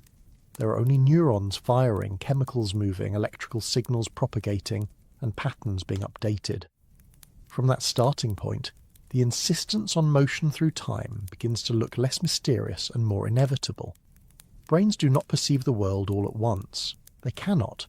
They operate by sampling information, comparing it to stored patterns, updating internal models, and preparing responses. This cycle repeats continuously. Each repetition depends on the previous one. That dependency creates sequence. Sequence creates order. Order creates the sense that something is moving forward. This is not optional. A brain that did not operate sequentially would not function at all. It would not learn. It would not adapt. It would not survive. The insistence on sequence is built into the architecture. When you hear a sound, your brain does not receive the entire sound at once. It receives pressure variations over time. It integrates them. It constructs a coherent perception. The same is true for vision. Light hits your eyes in changing patterns. Your brain assembles those changes into motion, depth, continuity. At no point does your brain have access to a static, complete picture of the world. It always has a partial, delayed, reconstructed version. That version is updated constantly. The updates are what you experience as the passage of time. This alone would be enough to generate a sense of motion, even if the universe were completely static at the deepest level. Memory amplifies this effect dramatically. Your brain is constantly laying down records of previous states. These records are physical. They involve changes in synaptic strength, molecular configurations, network activity. Once laid down, they persist, at least for a while. Crucially, these records point in one direction only. You remember earlier states. You do not remember later ones. This asymmetry is not imposed by time itself. It is imposed by how physical systems store information. Creating a memory requires energy. It increases entropy. The laws of thermodynamics make it vastly more likely for records to exist of what we call the past than of what we call the future. As a result, your brain is always comparing its current state to records of earlier states. That comparison produces a sense of continuity. You feel that you were someone a moment ago and that you are someone now. The difference between those states feels like movement. Notice that nothing in this description requires time to flow. It requires only that the brain has access to records of some states and not others.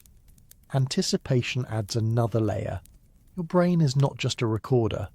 It is a predictor.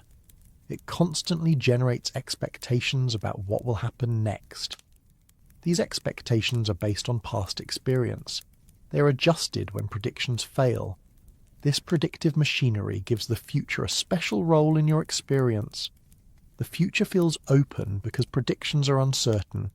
You do not know which expectation will be confirmed. That uncertainty feels like possibility.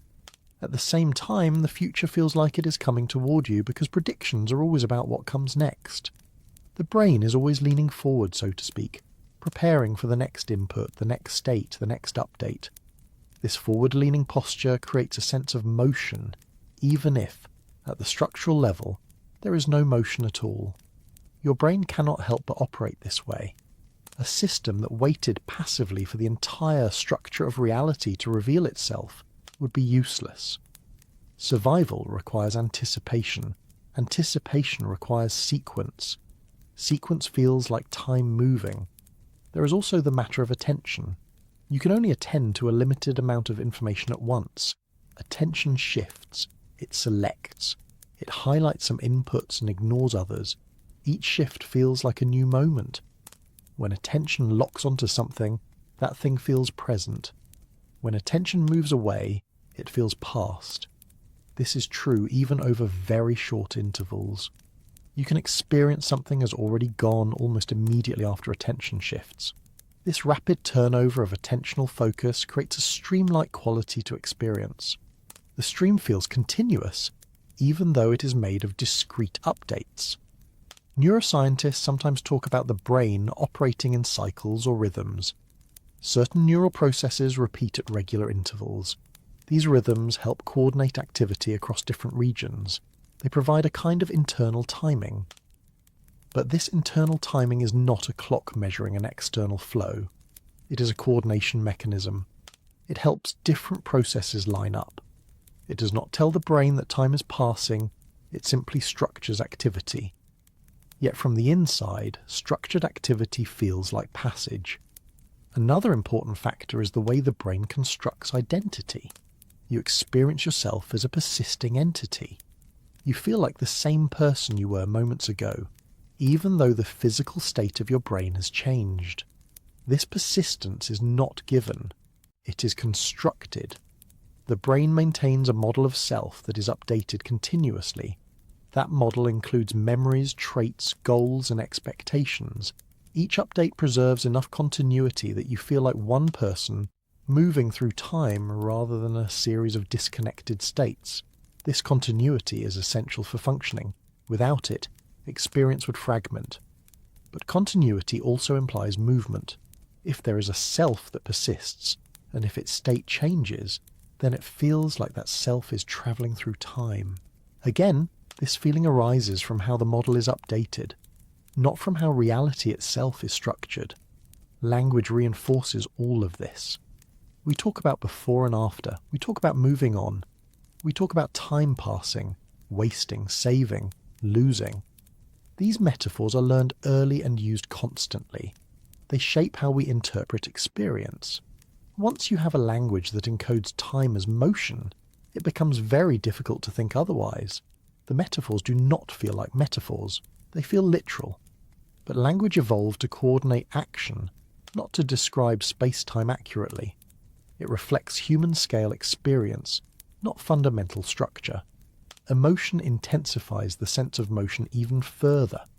Strong emotions stretch or compress perceived duration. Fear can make moments feel elongated. Joy can make hours feel brief. These distortions reveal something important. If time itself were flowing at a fixed rate, and your brain were simply detecting that flow, then emotional state would not affect perceived duration so dramatically. The fact that it does tells us that perceived passage is constructed. When you are bored, your brain has little new information to process.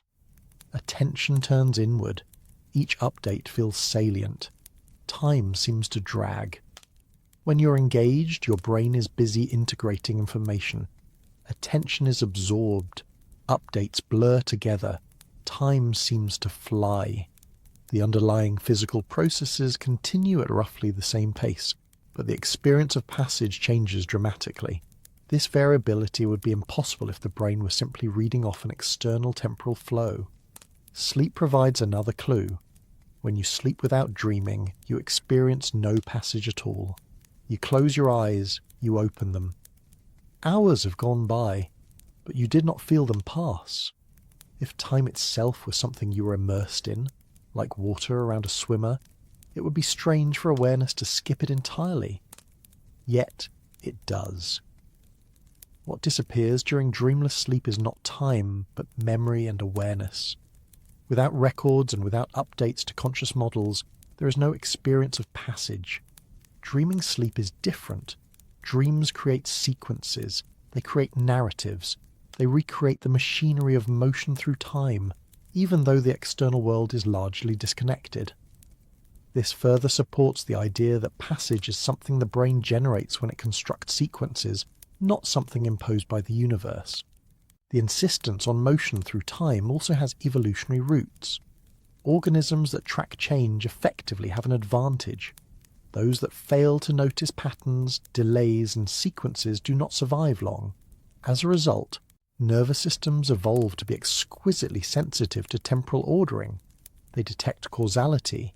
They anticipate delays. They learn from sequences. This sensitivity is so strong that it spills over into metaphysics. We assume that because sequence matters so much to us, it must matter in the same way to reality itself. But evolution optimizes for survival, not for metaphysical accuracy. Another subtle contributor is the way goals are represented. Goals point toward future states. You act now to bring about a state that does not yet exist from your perspective. This structure of motivation reinforces the sense of moving towards something. Even if the future state exists in the block universe, your brain treats it as absent because it is not currently accessible. That treatment is adaptive. It motivates action. The brain does not need the future to be unreal to treat it as not yet experienced. It only needs it to be inaccessible. That distinction is easy to miss. From within experience, inaccessibility feels like non-existence. From a structural perspective, it does not. Your brain insists on experiencing motion through time because that insistence is how it functions. It cannot perceive structure all at once. It cannot operate without sequence. It cannot plan without imagining before and after. None of this implies that time itself passes. It implies that brains pass through states. The block universe does not contradict this. It explains it. It places the feeling of passage where it belongs, inside the systems that feel it. This perspective also helps explain why attempts to intellectually reject the passage of time rarely change how it feels.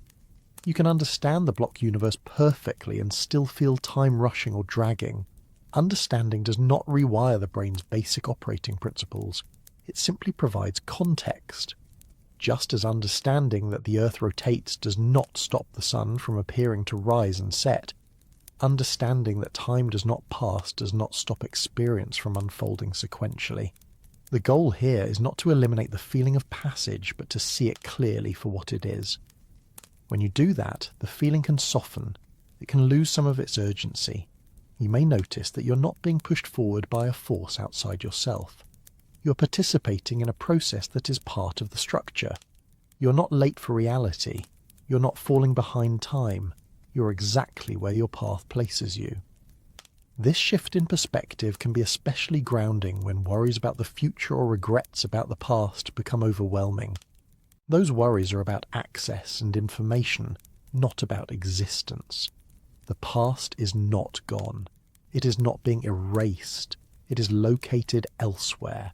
The future is not rushing toward you. It is not closing in. It is located elsewhere too. Your brain experiences motion because it must. The universe does not. Why does time feel like it moves one way rather than another? Why does the sequence have an arrow? If the feeling of motion through time is something the brain generates, then memory and anticipation sit at the very center of that generation. They are not side effects. They are the mechanism. Without them, experience would lose its direction entirely. There would still be sensation. There would still be awareness. But there would be no sense of moving forward, no feeling that one moment replaces another, no impression that life is going somewhere. It is tempting to think of memory as something passive, like a storage room where the past is kept. In reality, memory is active, selective, and constantly rewritten. Every time you remember something, your brain reconstructs it. That reconstruction slightly alters the memory itself. The past you carry is not a fixed archive. It is a living process. This matters because the sense of forward movement depends on contrast.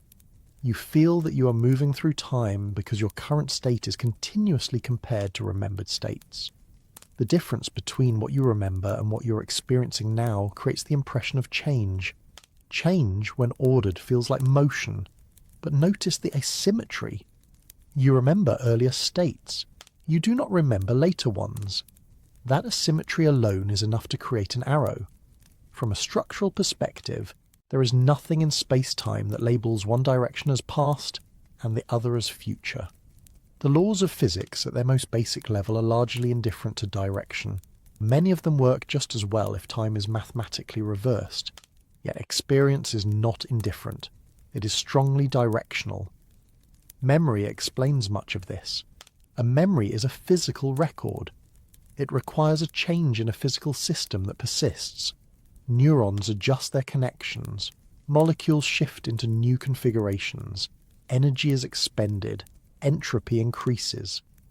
Once the record exists, it can be consulted. It can influence behavior.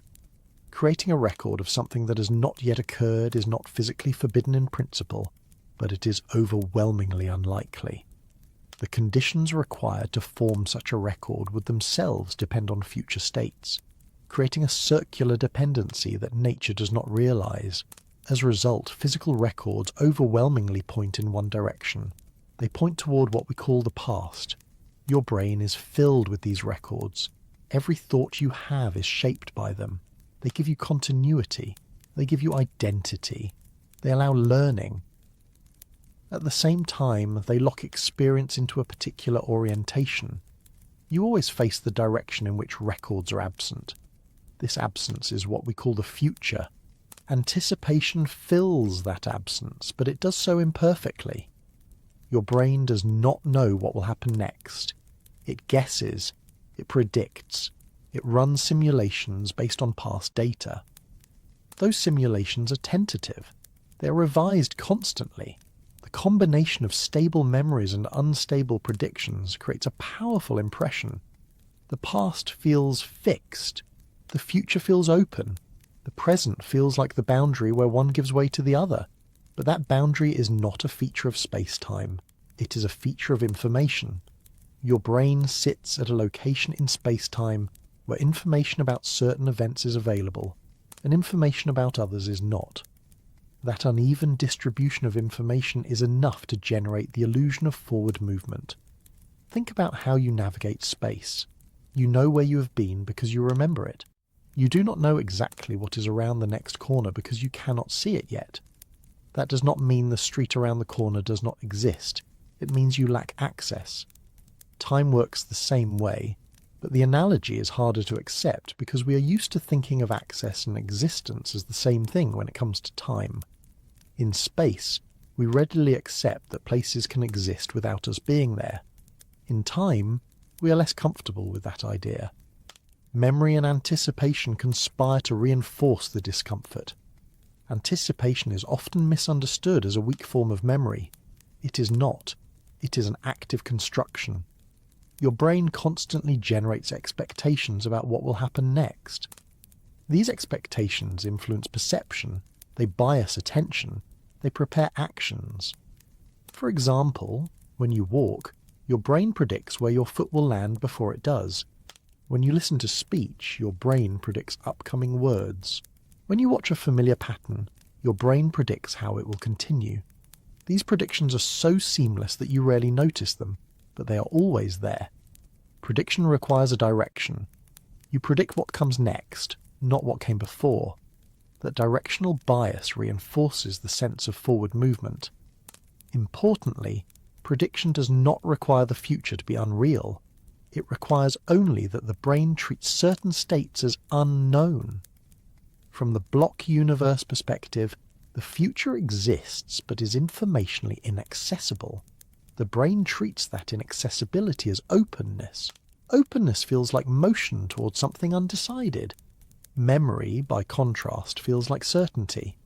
You may misremember details, but you do not doubt that something happened. That certainty anchors the sense of having come from somewhere. Together, memory and anticipation create a narrative structure. There is a beginning, a middle, and an expected continuation. Narratives feel dynamic. They feel like they unfold. But narratives can exist fully formed. A novel exists in its entirety even though the reader experiences it sequentially. The unfolding belongs to the reading, not to the book. Your life feels like a story unfolding because your brain reads it one page at a time. Another important detail is that memory is not just about storing facts, it is also about storing order. You do not just remember that events occurred, you remember that one occurred before another. This ordering is crucial. It allows you to infer causality. It allows you to learn. It allows you to avoid repeating mistakes. But the ordering you remember is local. It is the ordering along your path through space-time. You do not remember the global ordering of all events. You remember a slice. That slice feels like the backbone of time itself because it is all you have access to. The illusion of forward movement strengthens because each new memory is added to the existing collection. The pile grows. The future pile does not. This accumulation creates a sense of build-up.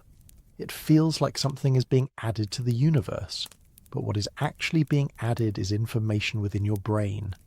The universe does not gain content when you remember something. Your brain does. This distinction is subtle but critical.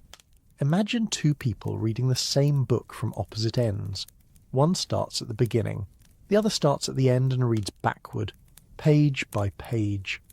Each reader accumulates memories in a different order. Each experiences a different sense of progression. The book itself does not change. Similarly, different observers in space-time accumulate memories along different paths. Each experiences a sense of forward movement along their own ordering. The block universe accommodates all of these experiences without privileging any single direction as the direction of time itself. Emotion weaves tightly into this process. Memories are not neutral. They carry emotional weight. Anticipations do too. Regret pulls attention backward. Hope pulls attention forward. Anxiety stretches anticipation into imagined futures. Nostalgia thickens memory. These emotional forces exaggerate the sense of motion. They make the past feel heavy and the future feel pressing. But again, these are properties of mental states, not of space-time. When people say they feel stuck in the past or anxious about the future, they are describing patterns of attention and memory, not literal displacements in time. This becomes especially clear in conditions where memory is impaired. People with certain forms of amnesia lose the ability to form new memories. For them, the sense of time passing collapses. They may feel perpetually present, even though clocks and calendars move on. Their experience shows that passage is not something imposed externally. It is constructed internally. Similarly, in states of deep absorption or flow, the sense of forward movement weakens. Attention is fully engaged. Memory formation is altered. Anticipation fades. Time seems to disappear. In these states, nothing about the universe has changed. Only the balance between memory, anticipation, and attention has shifted. Sleep offers an even more dramatic example. In dreamless sleep, anticipation shuts down. Memory formation is minimal. Awareness ceases. When you wake, hours may have passed, but there is no experience of movement through them. The block universe predicts this perfectly. If passage were fundamental, it would be experienced regardless of awareness. The fact that it is not experienced when awareness is offline suggests that passage belongs to awareness, not to time itself. Dreaming sleep restores sequence. Dreams create stories. They create memories. They create anticipation within the dream narrative. Time returns, even though the external world is largely ignored. This tells us that the machinery of forward movement is internal. The illusion of forward movement also relies on the fact that memory is cumulative but fragile. Older memories fade, details blur. This creates a sense of distance. The past feels farther away as its records degrade. This fading contributes to the feeling that time moves on, carrying events away from you. In reality, the events are not moving. Your access to detailed records is diminishing. Photographs, journals, recordings temporarily resist this fading.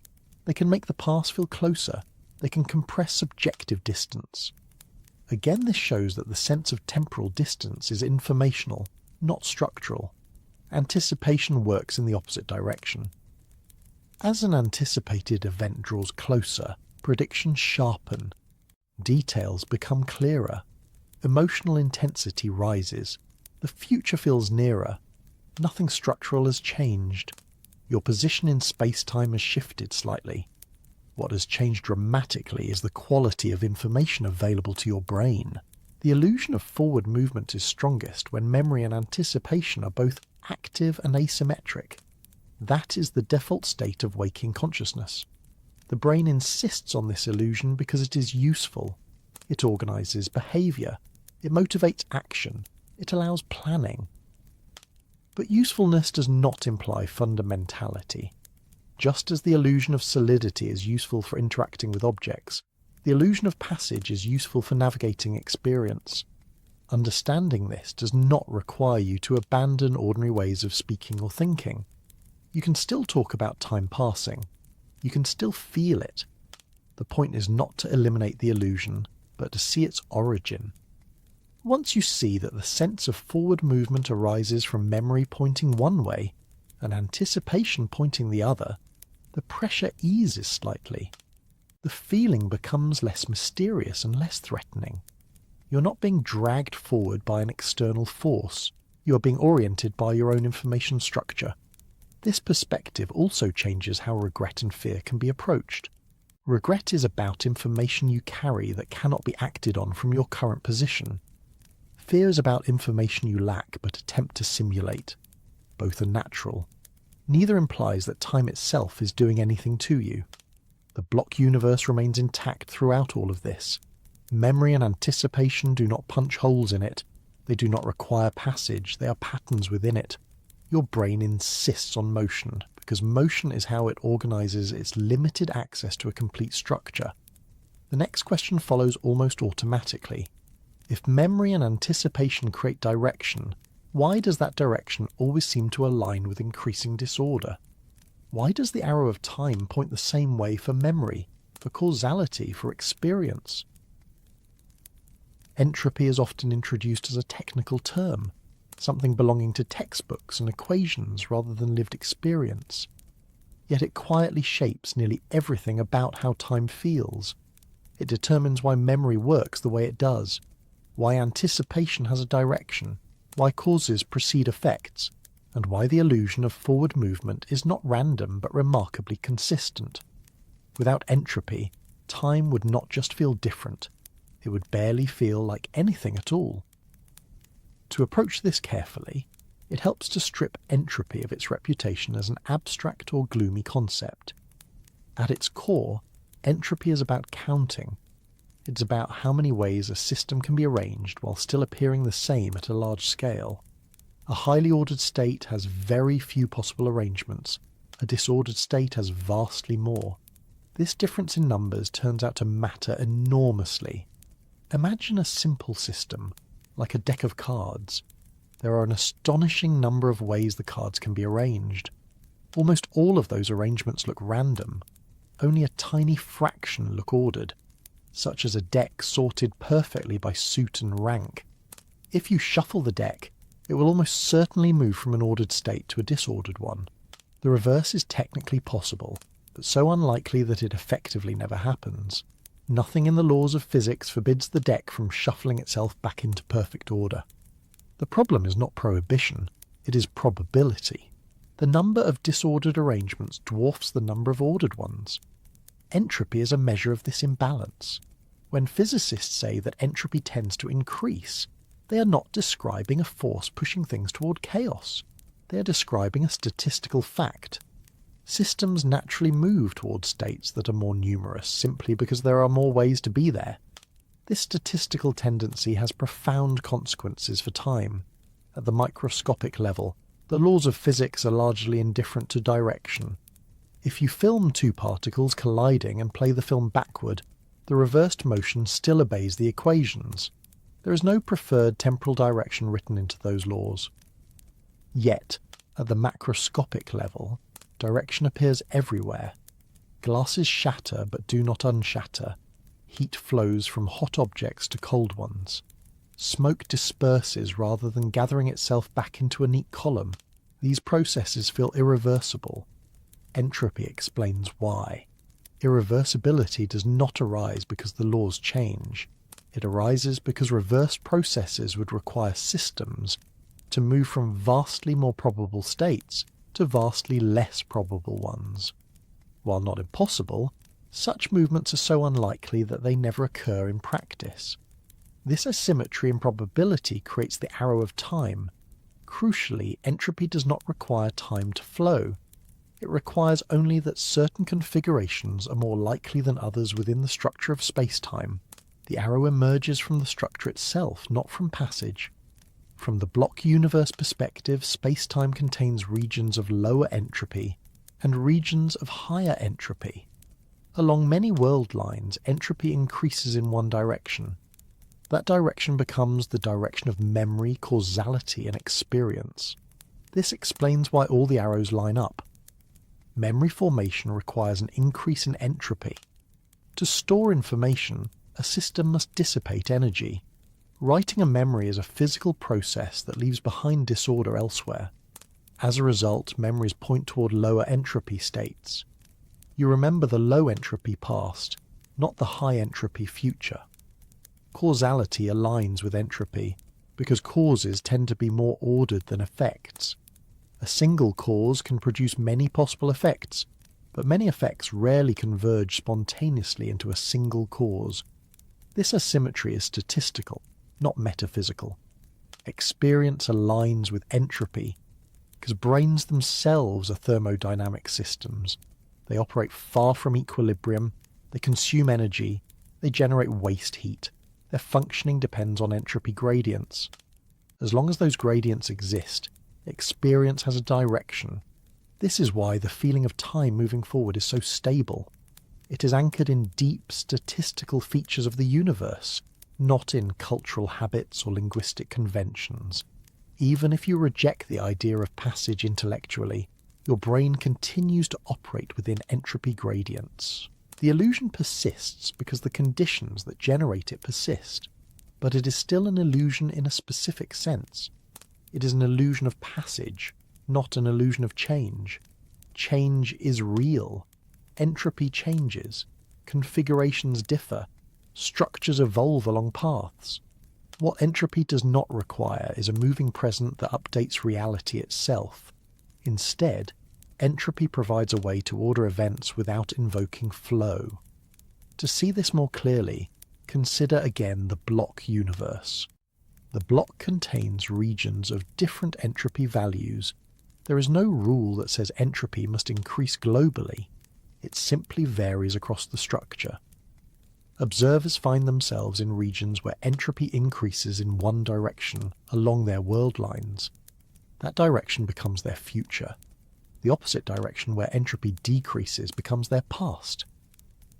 Nothing in this picture requires the block to grow or change. The gradients are part of the structure. They're already there. This helps resolve a common confusion. People often imagine entropy as something that increases over time, as if time were a container being filled. In the structural view, it is more accurate to say that time is defined by the ordering of entropy along paths. Entropy does not increase because time passes. Time feels directional, because entropy increases along the paths that conscious systems occupy. This reversal of explanation is subtle but important. It also explains why entropy seems to give time a universal direction, even though relativity denies a universal present. While simultaneity is relative, entropy gradients are local. Each observer experiences their own arrow of increasing entropy along their own path. Those arrows align remarkably well across different systems, because they all originate from the same low entropy conditions early in the universe's history. This brings us to an even deeper question. Why was the universe in such a low entropy state to begin with? This question sits at the edge of current understanding. It is one of the most profound open problems in physics. The early universe appears to have been extraordinarily ordered, especially with respect to gravitational degrees of freedom. That initial order set the stage for everything that followed. Once that condition existed, entropy gradients emerged naturally. Structures formed, stars ignited, planets cooled, chemistry flourished, life appeared, brains evolved, memory became possible. All of this rests on that initial imbalance. From within experience, it feels as though time flows from the past into the future, carrying entropy with it. From the structural perspective, it is the presence of entropy gradients that makes experience feel that way. Order, paradoxically, is what makes direction visible. If the universe were already at maximum entropy everywhere, nothing would happen.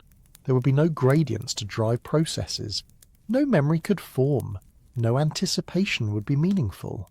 Experience itself would be impossible. In such a universe, time would not feel like it passes, not because it passes perfectly, but because nothing would change. The fact that time feels directional is a sign that the universe is not in equilibrium. It is a sign that there are differences to be encountered. Those differences are spatially and temporally arranged within the block. Entropy also explains why we cannot simply reverse experience.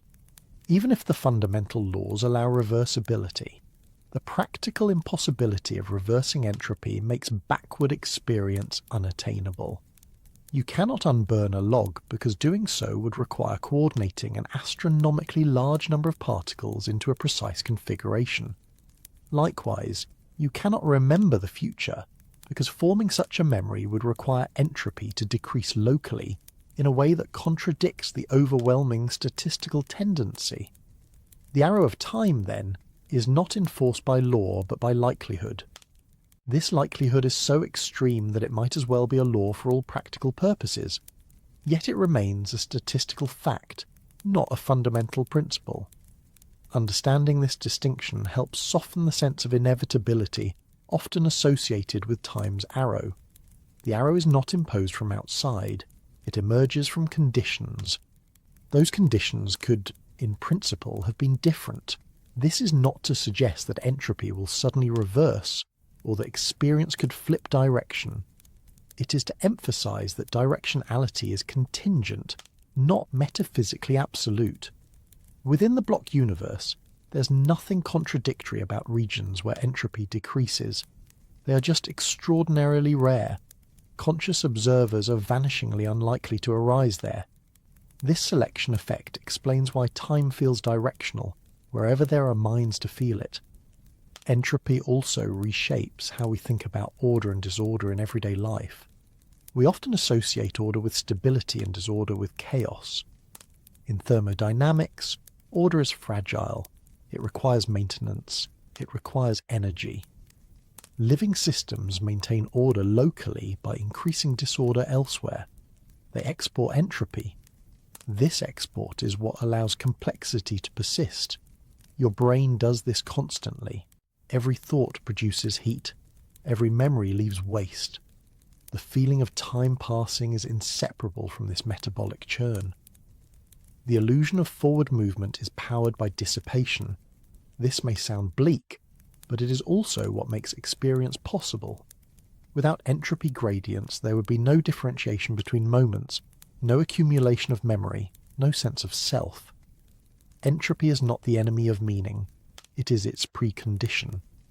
When people fear entropy as a kind of cosmic decay, they are often imagining it as something that erases structure. In reality, entropy allows structure to emerge temporarily within a broader tendency toward equilibrium. Those temporary structures include galaxies, ecosystems, and conscious minds. From the block universe perspective, all of these structures exist where they exist. They do not fight time. They occupy regions shaped by entropy gradients. Time feels directional because order gives way to disorder, along the paths that matter to us.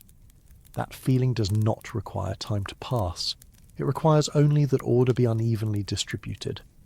This brings us back to the central idea. The future already exists, but the passage of time does not.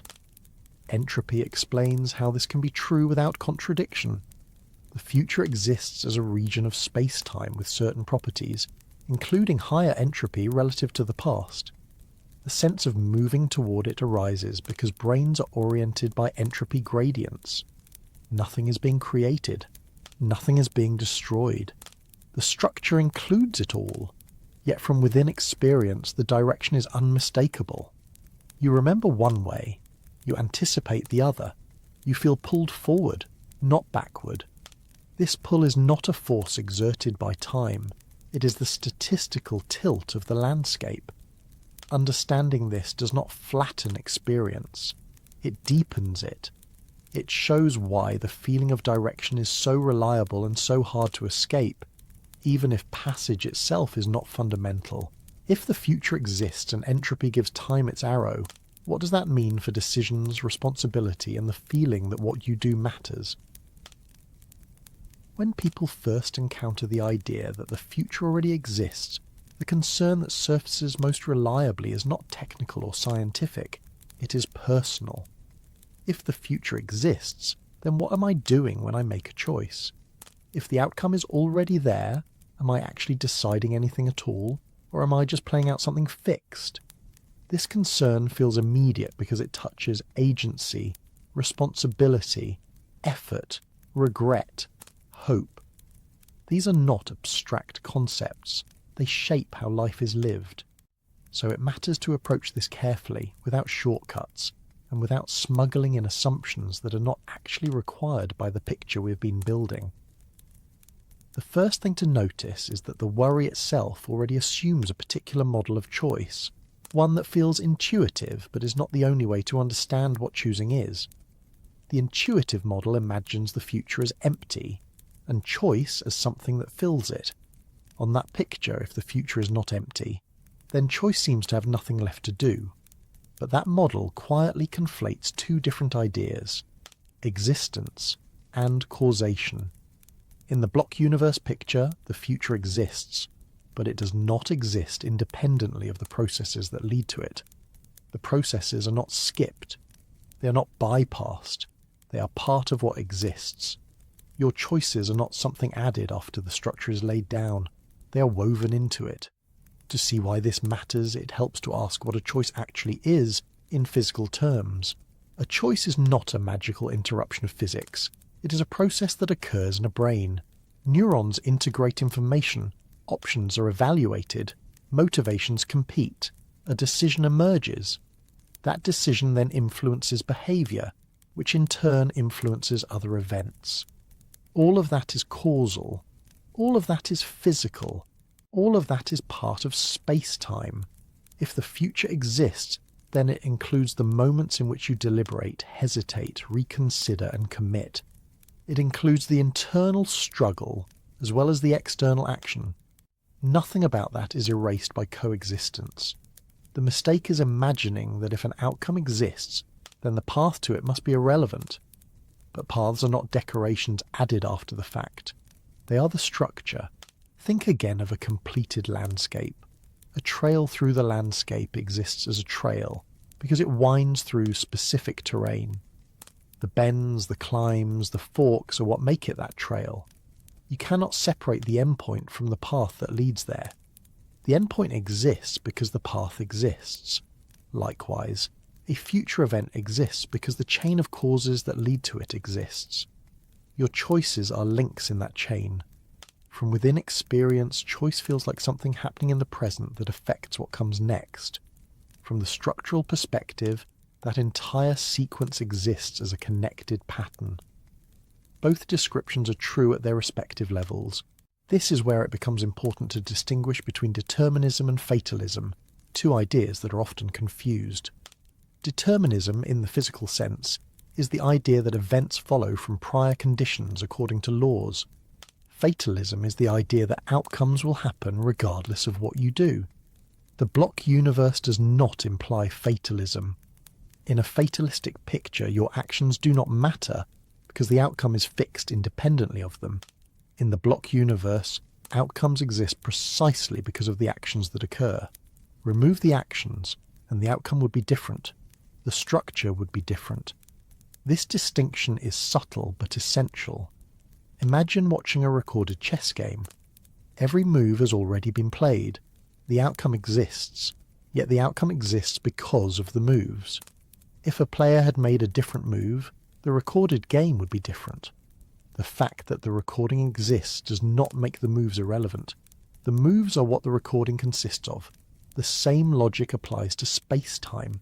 The future exists as a record of what happens, including what you decide. It is not a script handed down to you. It is a structure that includes you acting. Another way to see this is to notice that the block universe does not single out outcomes independently of causes. It does not say, this result must occur no matter what. It says, this entire pattern exists. Patterns include dependencies. From the inside, you do not experience yourself as being dragged toward a predetermined endpoint. You experience yourself as weighing reasons, responding to incentives, learning from feedback. That experience corresponds to real, causal processes. Nothing about the block universe turns those processes into illusions. The feeling that choice would be meaningless if the future exists often comes from imagining choice as something that floats above the physical world, something that injects novelty into an otherwise static structure. If that were what choice was, then coexistence would indeed threaten it. But choice has never worked that way. Choice has always been a physical process, shaped by biology, psychology, history, and context. It has always operated within constraints. You cannot choose arbitrarily. You choose among options that are available given who you are and where you are. Those constraints do not make choice meaningless. They make it intelligible. The block universe simply extends that intelligibility across the entire structure. There is also a common fear that if the future exists, then regret and responsibility lose their force. If what happened could not have been otherwise, why feel responsible? Why regret mistakes? This fear rests on another quiet assumption, that responsibility requires metaphysical openness in the sense of multiple futures all equally real until the moment of choice. But in everyday life, responsibility does not actually work that way. We hold people responsible because their actions express their values, intentions, and reasoning. We regret our own actions because they reflect who we were and what we cared about at the time. None of that depends on the future being unreal beforehand. Regret is not about wishing the universe had waited longer before existing. It is about recognizing that a different decision process would have led to a different pattern of events. That recognition still makes sense in the block universe. It is a comparison between structures, not a demand for passage. When you regret something, you're not saying, time should have flowed differently. You're saying, if my reasoning or priorities had been different, the outcome would have been different. That counterfactual remains meaningful even if the actual outcome exists. Similarly, praise and blame make sense because they respond to how decisions are made, not to whether the future was open in some metaphysical sense. A person who acts thoughtfully and compassionately is different, in a physically real way, from a person who acts impulsively or cruelly. That difference matters. It shapes patterns of interaction. It affects future states within the structure. The block universe does not flatten those distinctions. It preserves them. Another layer of confusion comes from imagining that if the future exists, then it must exist in the same way as the past, as something fixed and unchangeable. But existence does not come in degrees of flexibility. It comes in relations. The past feels fixed because records of it are widespread. The future feels flexible because records of it are scarce. That difference is informational, not ontological. From your current position, the future is underdetermined because you do not know which of many possible paths you are on. But the actual path exists, including your uncertainty, your deliberation, and your eventual choice. Uncertainty does not require non-existence. It requires limited access. This is already familiar in space. You may not know which road another driver will take at an intersection. That uncertainty does not imply that their eventual route does not exist. It implies that you lack information. Time is treated differently only because we are embedded in it in a particular way. There is also the question of free will itself. which is often treated as a single concept but actually contains several different ideas. Some people mean by free will the ability to act without constraints. Others mean the ability to act according to one's reasons. Others mean the ability to have done otherwise in exactly the same circumstances. The block universe is incompatible with some versions of free will and perfectly compatible with others. If free will is defined as exemption from causation, then it is already incompatible with physics, regardless of whether time passes. No serious physical theory allows actions to pop into existence without causes. If free will is defined as the capacity for actions to flow from internal states like beliefs, desires, and values, then the block universe supports it fully. Those internal states are part of the structure. They do causal work. If free will is defined as the existence of multiple equally real futures branching from the present, then the block universe rejects that picture. But it rejects it not because it hates freedom, but because relativity leaves no room for a single present from which such branches could meaningfully diverge. The important question, then, is which notion of free will actually matters for living. Most people care about whether their actions express who they are, whether they can learn and change, whether effort matters, whether reasons count. All of those remain intact. You can still become a different person over time. That becoming is a sequence of physical changes in your brain and body. Those changes exist in the block. They are not cancelled by coexistence. In fact, the block universe arguably takes growth more seriously. It treats who you are at different stages as genuinely different states, not as fleeting phases that vanish when replaced. Your past self does not disappear. Your future self is not a vague potential. Both are real, connected by a path that includes effort, failure, insight, and adjustment. This perspective can soften harsh self-judgment. You're not trapped in a single static identity. You're a sequence of states, each one conditioned by the previous, each one contributing to what comes next. Choice operates within that sequence. It is not a moment of metaphysical creation. It is a moment of causal contribution. One final source of discomfort comes from imagining that if the future exists, then there is nothing to look forward to, because it is already there. But looking forward is not about existence. It is about access and anticipation. You can look forward to a place you know exists. The existence of a destination does not make the journey meaningless. It gives it context. Likewise, the existence of future moments does not drain them of significance. It means they are waiting to be encountered, not that they are already felt. Anticipation still matters because anticipation is an experience that occurs now. Hope still matters because hope shapes decisions. Fear still matters because fear influences caution. These experiences are not rendered hollow by coexistence. They are part of the structure. If anything, the block universe reframes responsibility in a quieter, steadier way. You are not responsible for creating reality out of nothing. You are responsible for how you move through what exists. Your reasons, your care, your attention, your effort, these shape the path you trace. Nothing about that requires time to pass. The next question is less about agency and more about stillness. If passage is not fundamental, and if choice operates within structure, then what does it mean to say that stillness might be closer to reality than motion? It can feel unsettling to suggest that stillness might be closer to reality than motion, because motion is how life announces itself. Hearts beat, lungs expand, thoughts arise, bodies move from place to place.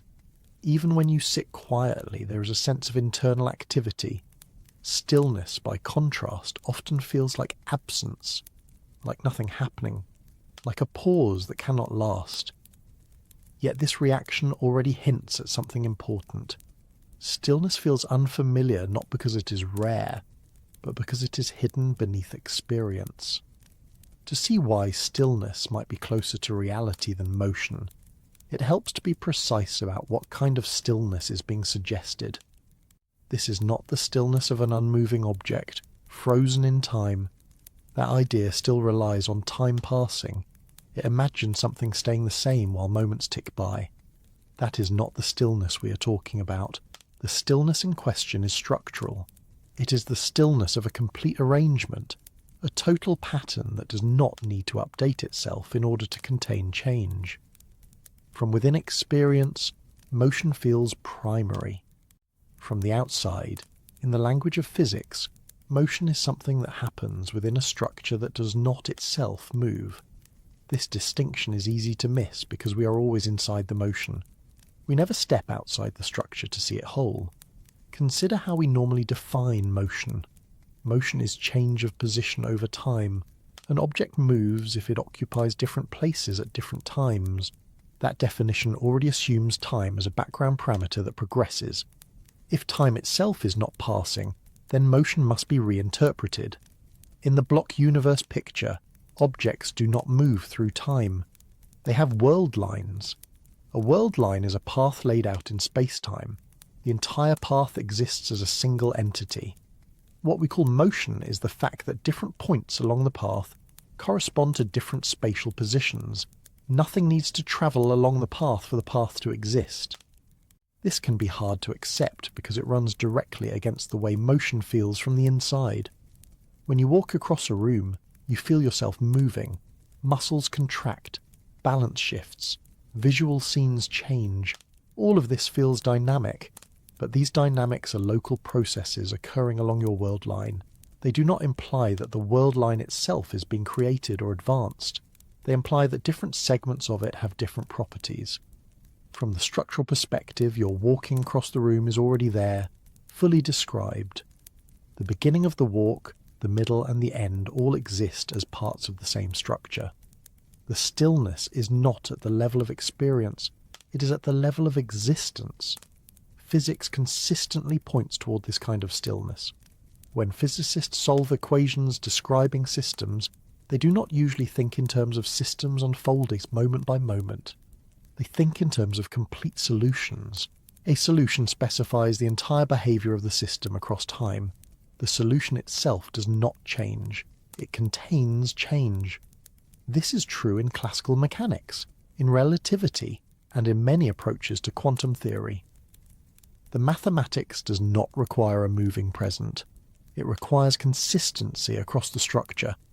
This mathematical stillness is not a philosophical preference. It is a practical one. It simplifies explanation. It avoids unnecessary assumptions. It aligns with observed phenomena. When physicists talk about symmetries, conservation laws and invariants, they are talking about features that do not change. These unchanging features govern how change occurs. They are deeper than motion. For example, conservation of energy is a statement about stillness in disguise. It says that despite all the apparent activity in the universe, something remains constant. Energy changes form, but the total does not vary. Conservation of momentum, conservation of charge, these are all expressions of underlying stillness. They are constraints on motion that do not themselves move. The laws of physics themselves are another example. They do not evolve as the universe evolves. They are not updated moment by moment. They apply everywhere, everywhen. If reality were fundamentally about motion, it would be strange for its deepest descriptions to be so static. The block universe takes this seriously. It treats the universe not as something happening, but as something that is. This does not deny the reality of events. It denies that events come into being in the way we imagine. When something happens from the structural perspective, it is not being created. It is being encountered by an observer whose awareness is limited to a particular region of space-time. Encounter is not creation. This distinction becomes clearer if you return to the analogy of a landscape. A landscape is still, but it contains rivers, winds, animals, growth, erosion. These processes occur within the landscape. They are part of its structure. The landscape itself does not need to move for rivers to flow within it. Similarly, space-time does not need to pass for processes to occur within it. Stillness in this sense is not emptiness. It is fullness. It is the stillness of a completed pattern. One reason this idea feels counterintuitive is that we associate stillness with inactivity. In everyday life, when nothing is happening, we say it is still. But that is a category mistake when applied to structure. A musical score is still. It does not change when it is played.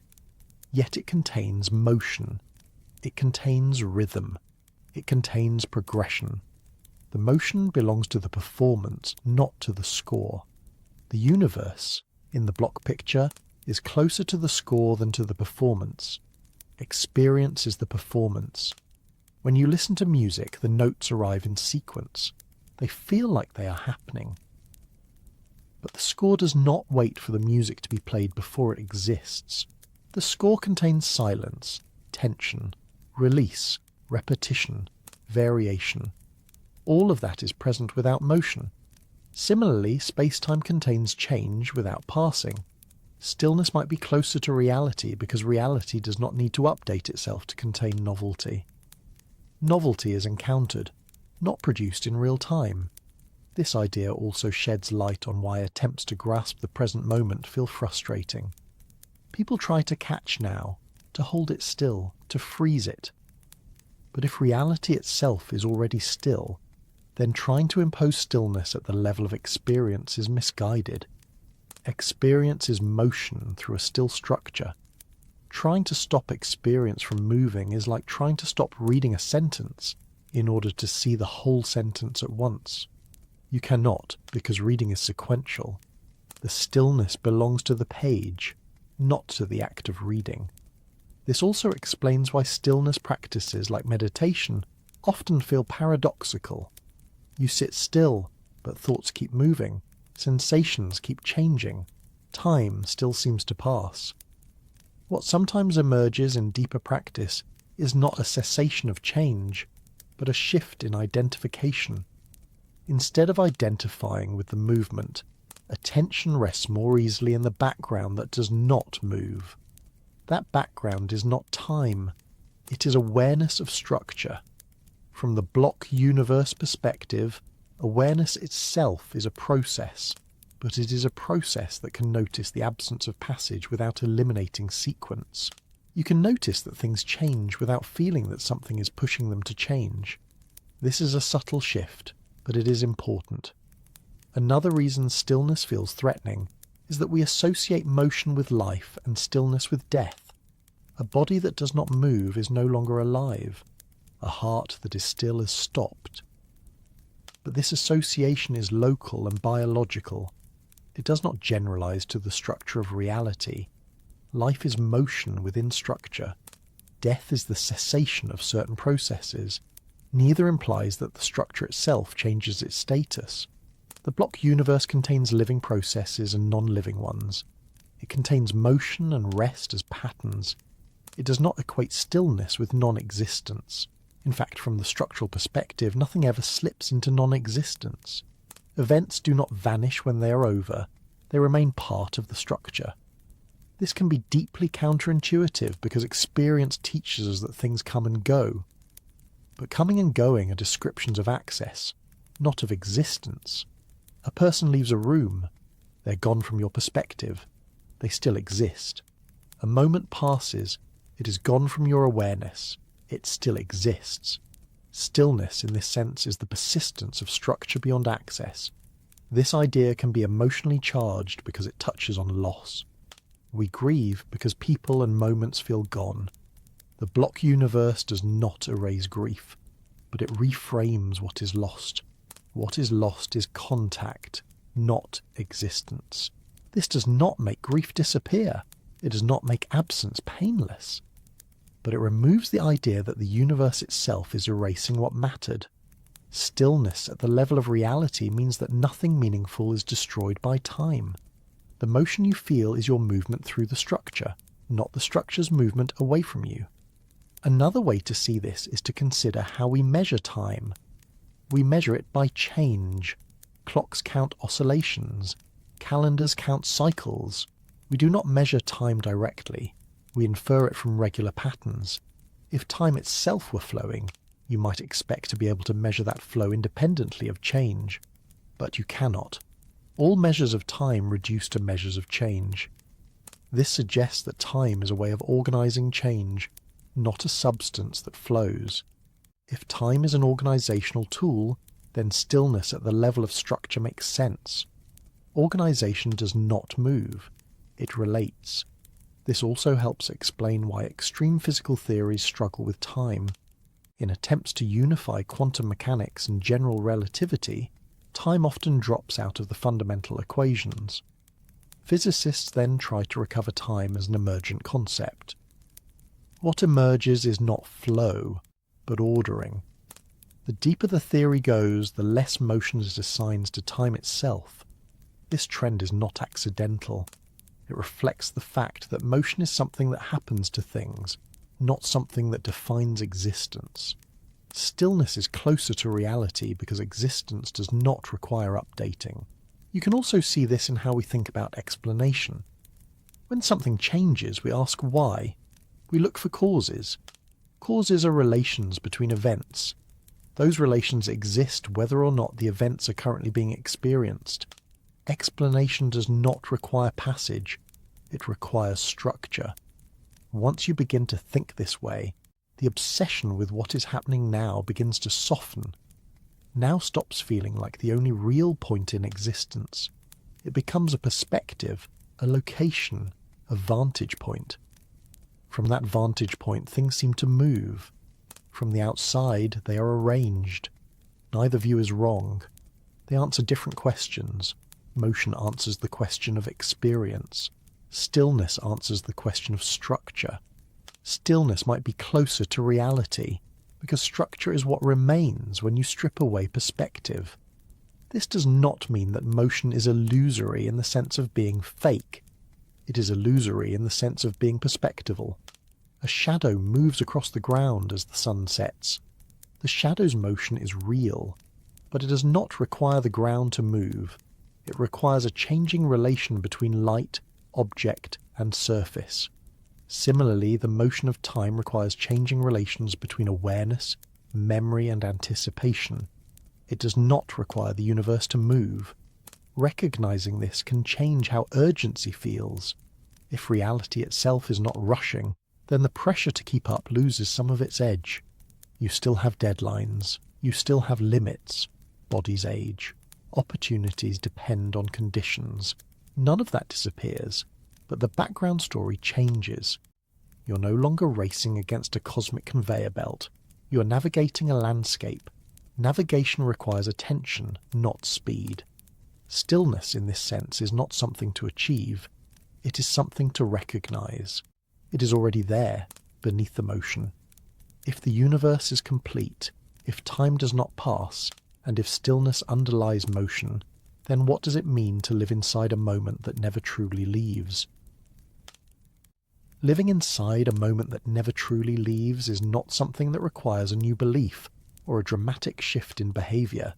It does not ask you to stop planning, stop remembering, or stop caring about what comes next. It asks only for a quiet adjustment in how you understand what it means for something to be present and what it means for something to be gone. Most of the tension we feel around time comes from the assumption that moments are fragile, that they exist briefly and then vanish, taking their reality with them.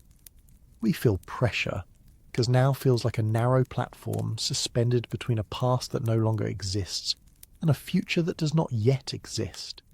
Balance feels difficult when the ground seems to be disappearing beneath your feet.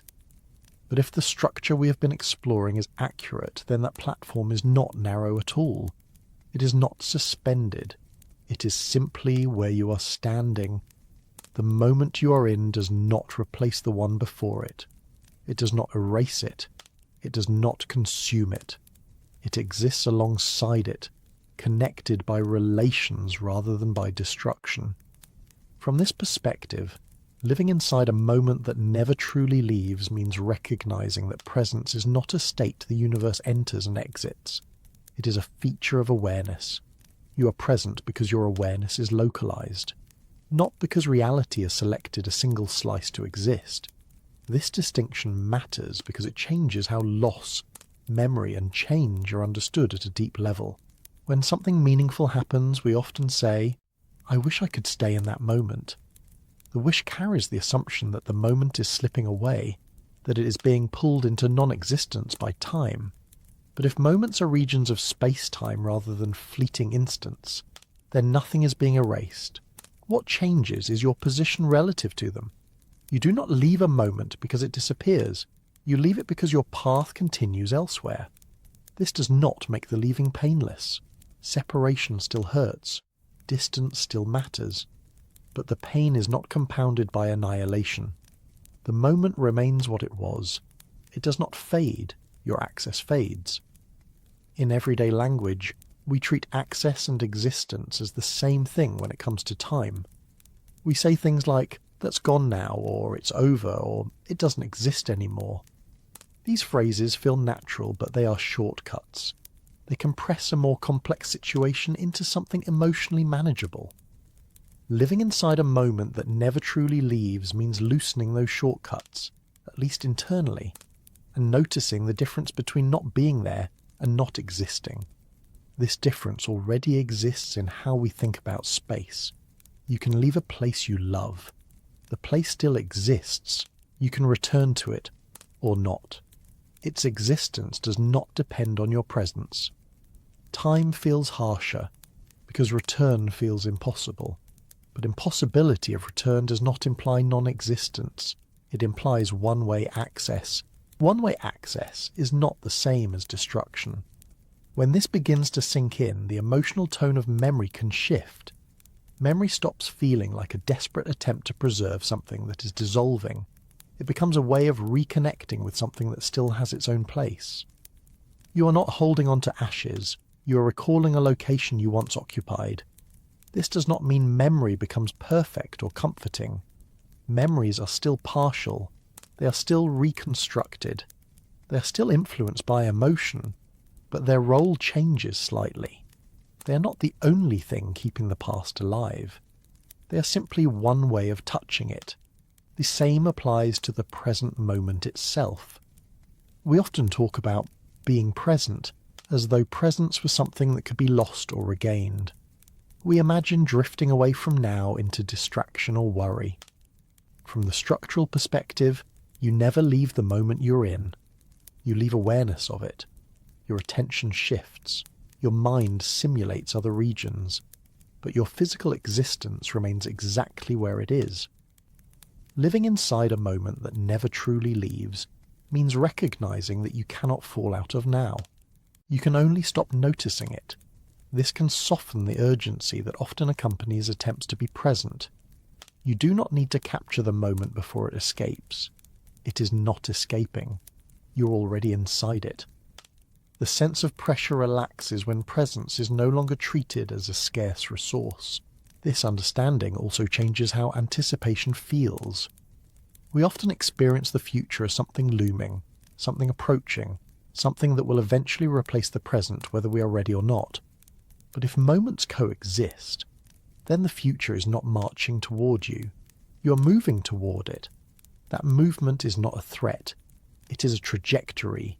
Trajectories can be adjusted. They respond to forces. They curve. They slow. They speed up. They are not conveyor belts. Living inside a moment that never truly leaves means understanding that you are not being pushed. You are navigating. Navigation requires attention, not panic. This perspective can be especially grounding when thinking about aging. Aging often feels like evidence that time is doing something to you, wearing you down, carrying you away from who you were. But aging, in the block universe picture, is a property of your world line. Different segments of that world line have different physical properties. Cells divide differently. Muscles respond differently. Energy is processed differently. Nothing is being taken away by time itself. The structure includes variation. You're not being moved farther from your past self by a flowing current. You're occupying a different region of the same structure. Your earlier self is not erased. Your later self is not approaching like an invader.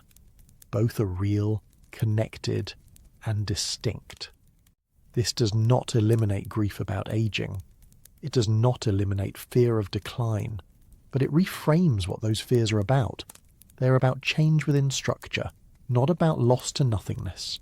Living inside a moment that never truly leaves also affects how endings are understood. Endings are often the hardest thing to accept, precisely because they feel like annihilation. A relationship ends, a phase of life ends, a person dies. We speak of these events as if something has been removed from reality itself.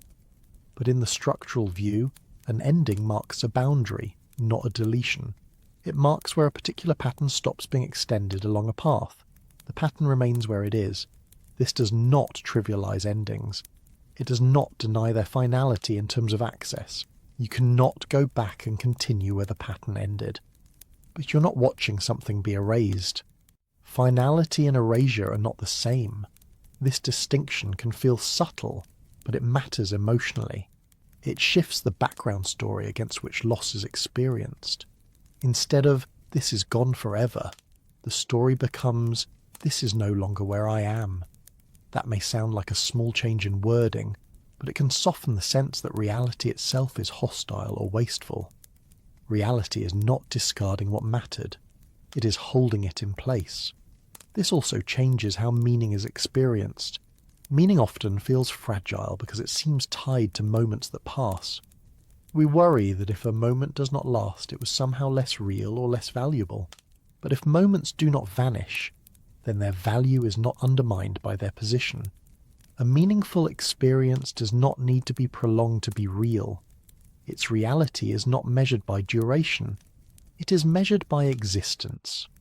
The fact that you are no longer located there does not reduce what it was. Living inside a moment that never truly leaves allows meaning to detach from urgency. You do not need to extract everything from now before it disappears. You can allow it to be what it is. This can change how attention feels. Attention often feels strained because it is trying to hold on to something fleeting. When the fear of disappearance eases, attention can relax. Relaxed attention does not mean disengaged attention. It means less grasping. This relaxation can also extend planning and ambition. Planning often carries an undertone of racing against time. We worry about missing windows, running out of chances, falling behind. Some of those worries are practical. Bodies have limits. Circumstances change. Opportunities depend on conditions. None of that is denied here. What changes is the background anxiety that treats time itself as the enemy. If time is not something that passes, then it is not something that steals. You're still constrained by your position and your path, but you're not being chased by an abstract force. This makes effort feel different. Effort becomes about shaping trajectories rather than beating the clock. Shaping trajectories requires patience and responsiveness, not panic. Living inside a moment that never truly leaves also reshapes how rest is understood. Rest is often framed as stopping for a moment before time resumes its push. We rest quickly, nervously, as though time is waiting to resume its work. But if time is not passing, then rest is not borrowed from anything. It is not taken at the expense of progress. It is simply another region of the structure with different properties. Rest exists as fully as effort does. You're not pausing reality when you rest. You're occupying a part of it that is quieter. This can make rest feel more legitimate, less defensive. The same applies to boredom, waiting, and stillness. These states often feel uncomfortable because they make the sensation of passage more obvious. When nothing much happens, time seems to drag. But dragging is an experience, not a property of reality. If you notice that you are inside a moment that is not leaving, then waiting stops being about enduring time and starts being about inhabiting a particular configuration. This does not automatically make waiting pleasant, but it removes the sense that something is wrong because nothing is happening. Nothing needs to happen for reality to be complete. Another consequence of this perspective is that it softens the boundary between ordinary moments and important ones. We tend to rank moments by how much we fear losing them. But if moments do not vanish, then importance does not depend on urgency. A quiet moment is not less real than an exciting one. A routine day is not thinner in existence than a dramatic one. They differ in content, not in reality. This can subtly rebalance attention. You may find it easier to allow uneventful moments to be what they are, without the background sense that they are being wasted. They are not going anywhere. Living inside a moment that never truly leaves also affects how we relate to mistakes. Mistakes often hurt because they feel irreversible, as though time has slammed a door. But irreversibility is about path dependence, not about erasure. A mistake marks a branching point in the structure. After it, certain trajectories are no longer available. That is real. But the version of you who made the mistake does not disappear. That state exists. It can be understood. It can be learned from. Learning is itself a process that alters subsequent segments of the path. This allows responsibility without self-annihilation. You're accountable for what you did without needing to believe that time has destroyed something essential.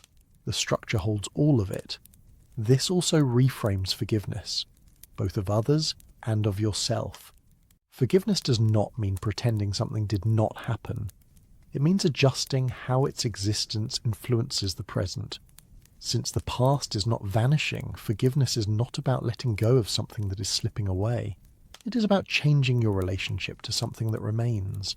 That is a more realistic task. Living inside a moment that never truly leaves does not require constant awareness of the block universe. You do not need to remind yourself of space-time diagrams throughout the day. This perspective is not meant to replace ordinary thinking. It is meant to undercut a particular form of anxiety. The anxiety that says, if I do not hold on to this, it will be gone forever. The anxiety that says, as time is running out. The anxiety that says, everything meaningful is slipping through my fingers. Those anxieties are understandable. They arise naturally from how the brain constructs experience. But they are not descriptions of reality. They are responses to limited access. When you see that limitation for what it is, the emotional grip can loosen. You may still care deeply. You may still plan carefully. You may still feel urgency when circumstances demand it. But the background sense of loss can soften. The moment you're in is not a fragile bubble. It is a location. You cannot break it by leaving it. As this perspective settles, the idea that the universe is already complete stops feeling abstract. It starts to feel like a quiet reassurance rather than a cold conclusion. Nothing important is being erased. Nothing meaningful is being wasted. You're not too late for reality. You're exactly where you are.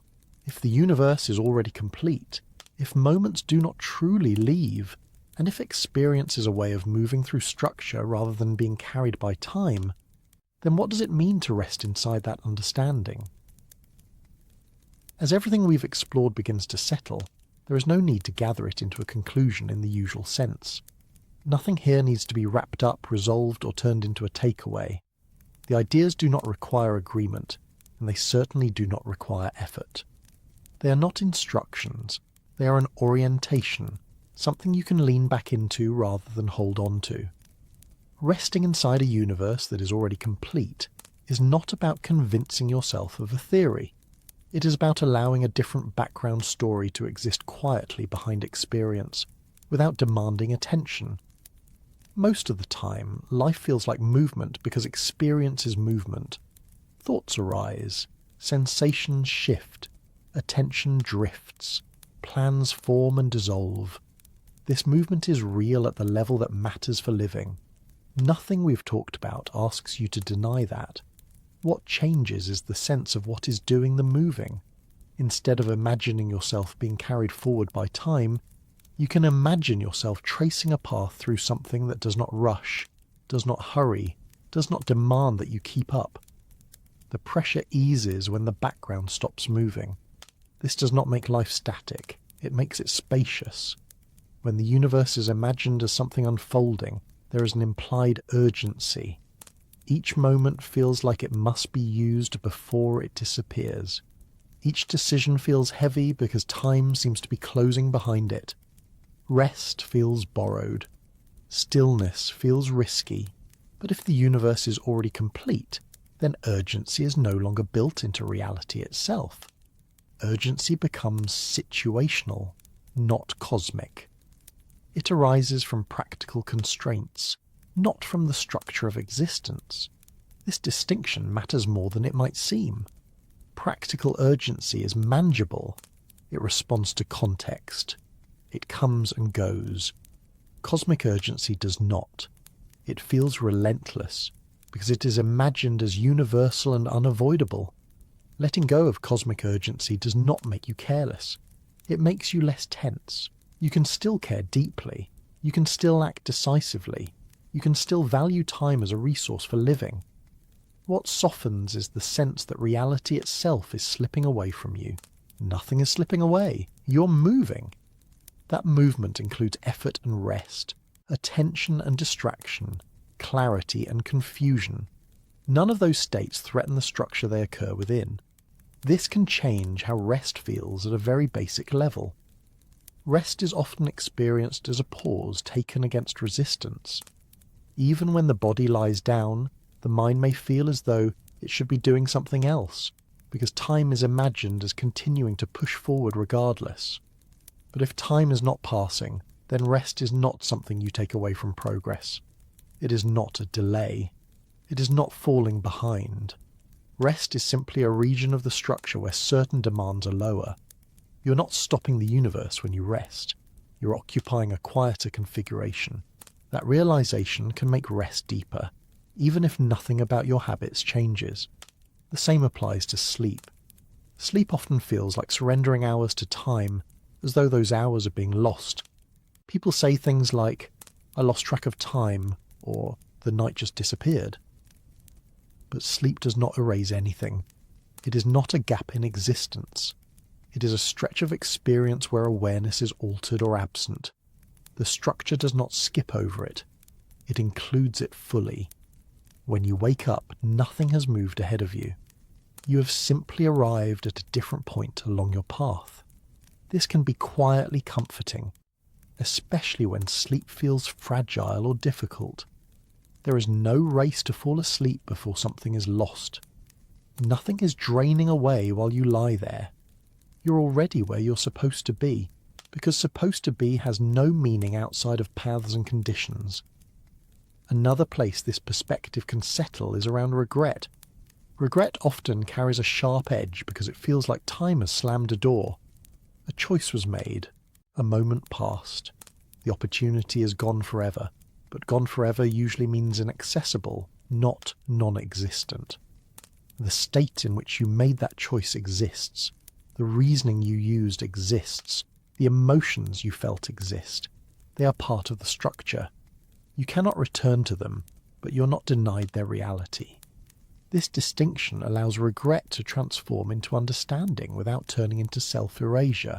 You do not need to believe that time has destroyed a better version of your life in order to learn from the path you're on. Learning itself is part of the structure. So is forgiveness. Forgiveness is often framed as letting go of the past, as though the past was something slipping away. But if the past does not vanish, forgiveness takes on a different shape. Forgiveness becomes a change in how the present relates to what exists elsewhere in the structure. It is a reconfiguration of influence, not a denial of reality. That can make forgiveness feel less like denial and more like adjustment. The same applies to grief. Grief does not end because understanding arrives. Loss still hurts. Separation still matters. The inability to return is real. What can soften is the background sense that reality itself has become poorer, that something has been erased from existence. The structure has not been diminished. What has changed is access. This does not solve grief, but it can remove an additional layer of existential pain that often accompanies it. You are not mourning something that fell out of reality. You are mourning a separation that matters because connection mattered. That meaning remains intact. Resting inside a universe that is already complete also changes how anticipation feels. Anticipation often carries anxiety because the future is imagined as a force approaching, something that will eventually collide with the present whether you're ready or not. But if the future exists as a region you are moving toward, then anticipation becomes orientation rather than dread. You are not waiting for something to happen to you. You're approaching something through a series of states that include preparation, adjustment, and choice. Approach feels different from impact. Approach allows responsiveness. This does not eliminate uncertainty. You still do not know exactly what you will encounter, but uncertainty becomes a feature of limited perspective, not a threat imposed by time. Limited perspective is natural. It is what makes experience possible. If you could see the entire structure at once, nothing would feel immediate. Nothing would feel surprising. Nothing would feel lived. The fact that you cannot see it all is not a flaw. It is the condition under which meaning arises. Meaning does not come from novelty being created in real time. It comes from encounter. Encounter requires limitation. Resting inside completeness does not require you to dissolve into passivity. It allows activity to happen without being framed as resistance against time. You're not pushing against a current. You're moving along terrain. Terrain can be difficult. There can be obstacles, inclines, rough ground. None of that is denied. What disappears is the idea that the ground itself is moving under your feet. This can subtly change how effort feels. Effort often feels heavy because it is framed as racing against something. Deadlines, aging, decay, loss. All of these are real in practical terms, but they do not need to be interpreted as the universe pressing forward. Effort becomes lighter when it is understood as navigation rather than struggle against passage. Navigation can be tiring, but it is purposeful. Struggle against passage feels futile, because passage is imagined as unstoppable. Removing that framing does not make life easy. It makes it less adversarial. Another place this perspective can rest is in ordinary moments that feel unimportant. So much of life is made of moments that do not stand out.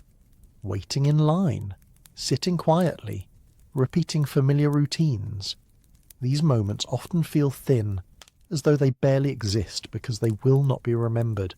But if moments do not vanish, then importance is not tied to memorability. A moment does not need to leave a record in order to be real. Its reality is not measured by whether it becomes a story later. This can make ordinary moments feel less disposable. They are not filler between important events. They are regions of the structure with their own character. You do not need to make them meaningful by extracting something from them. Their existence is already complete. This is especially relevant late at night, when the mind tends to wander toward questions of time wasted, days lost, years gone. Those thoughts often assume that unremarkable moments were somehow not fully real. But they were not thin, they were simply quiet. Quiet does not mean empty.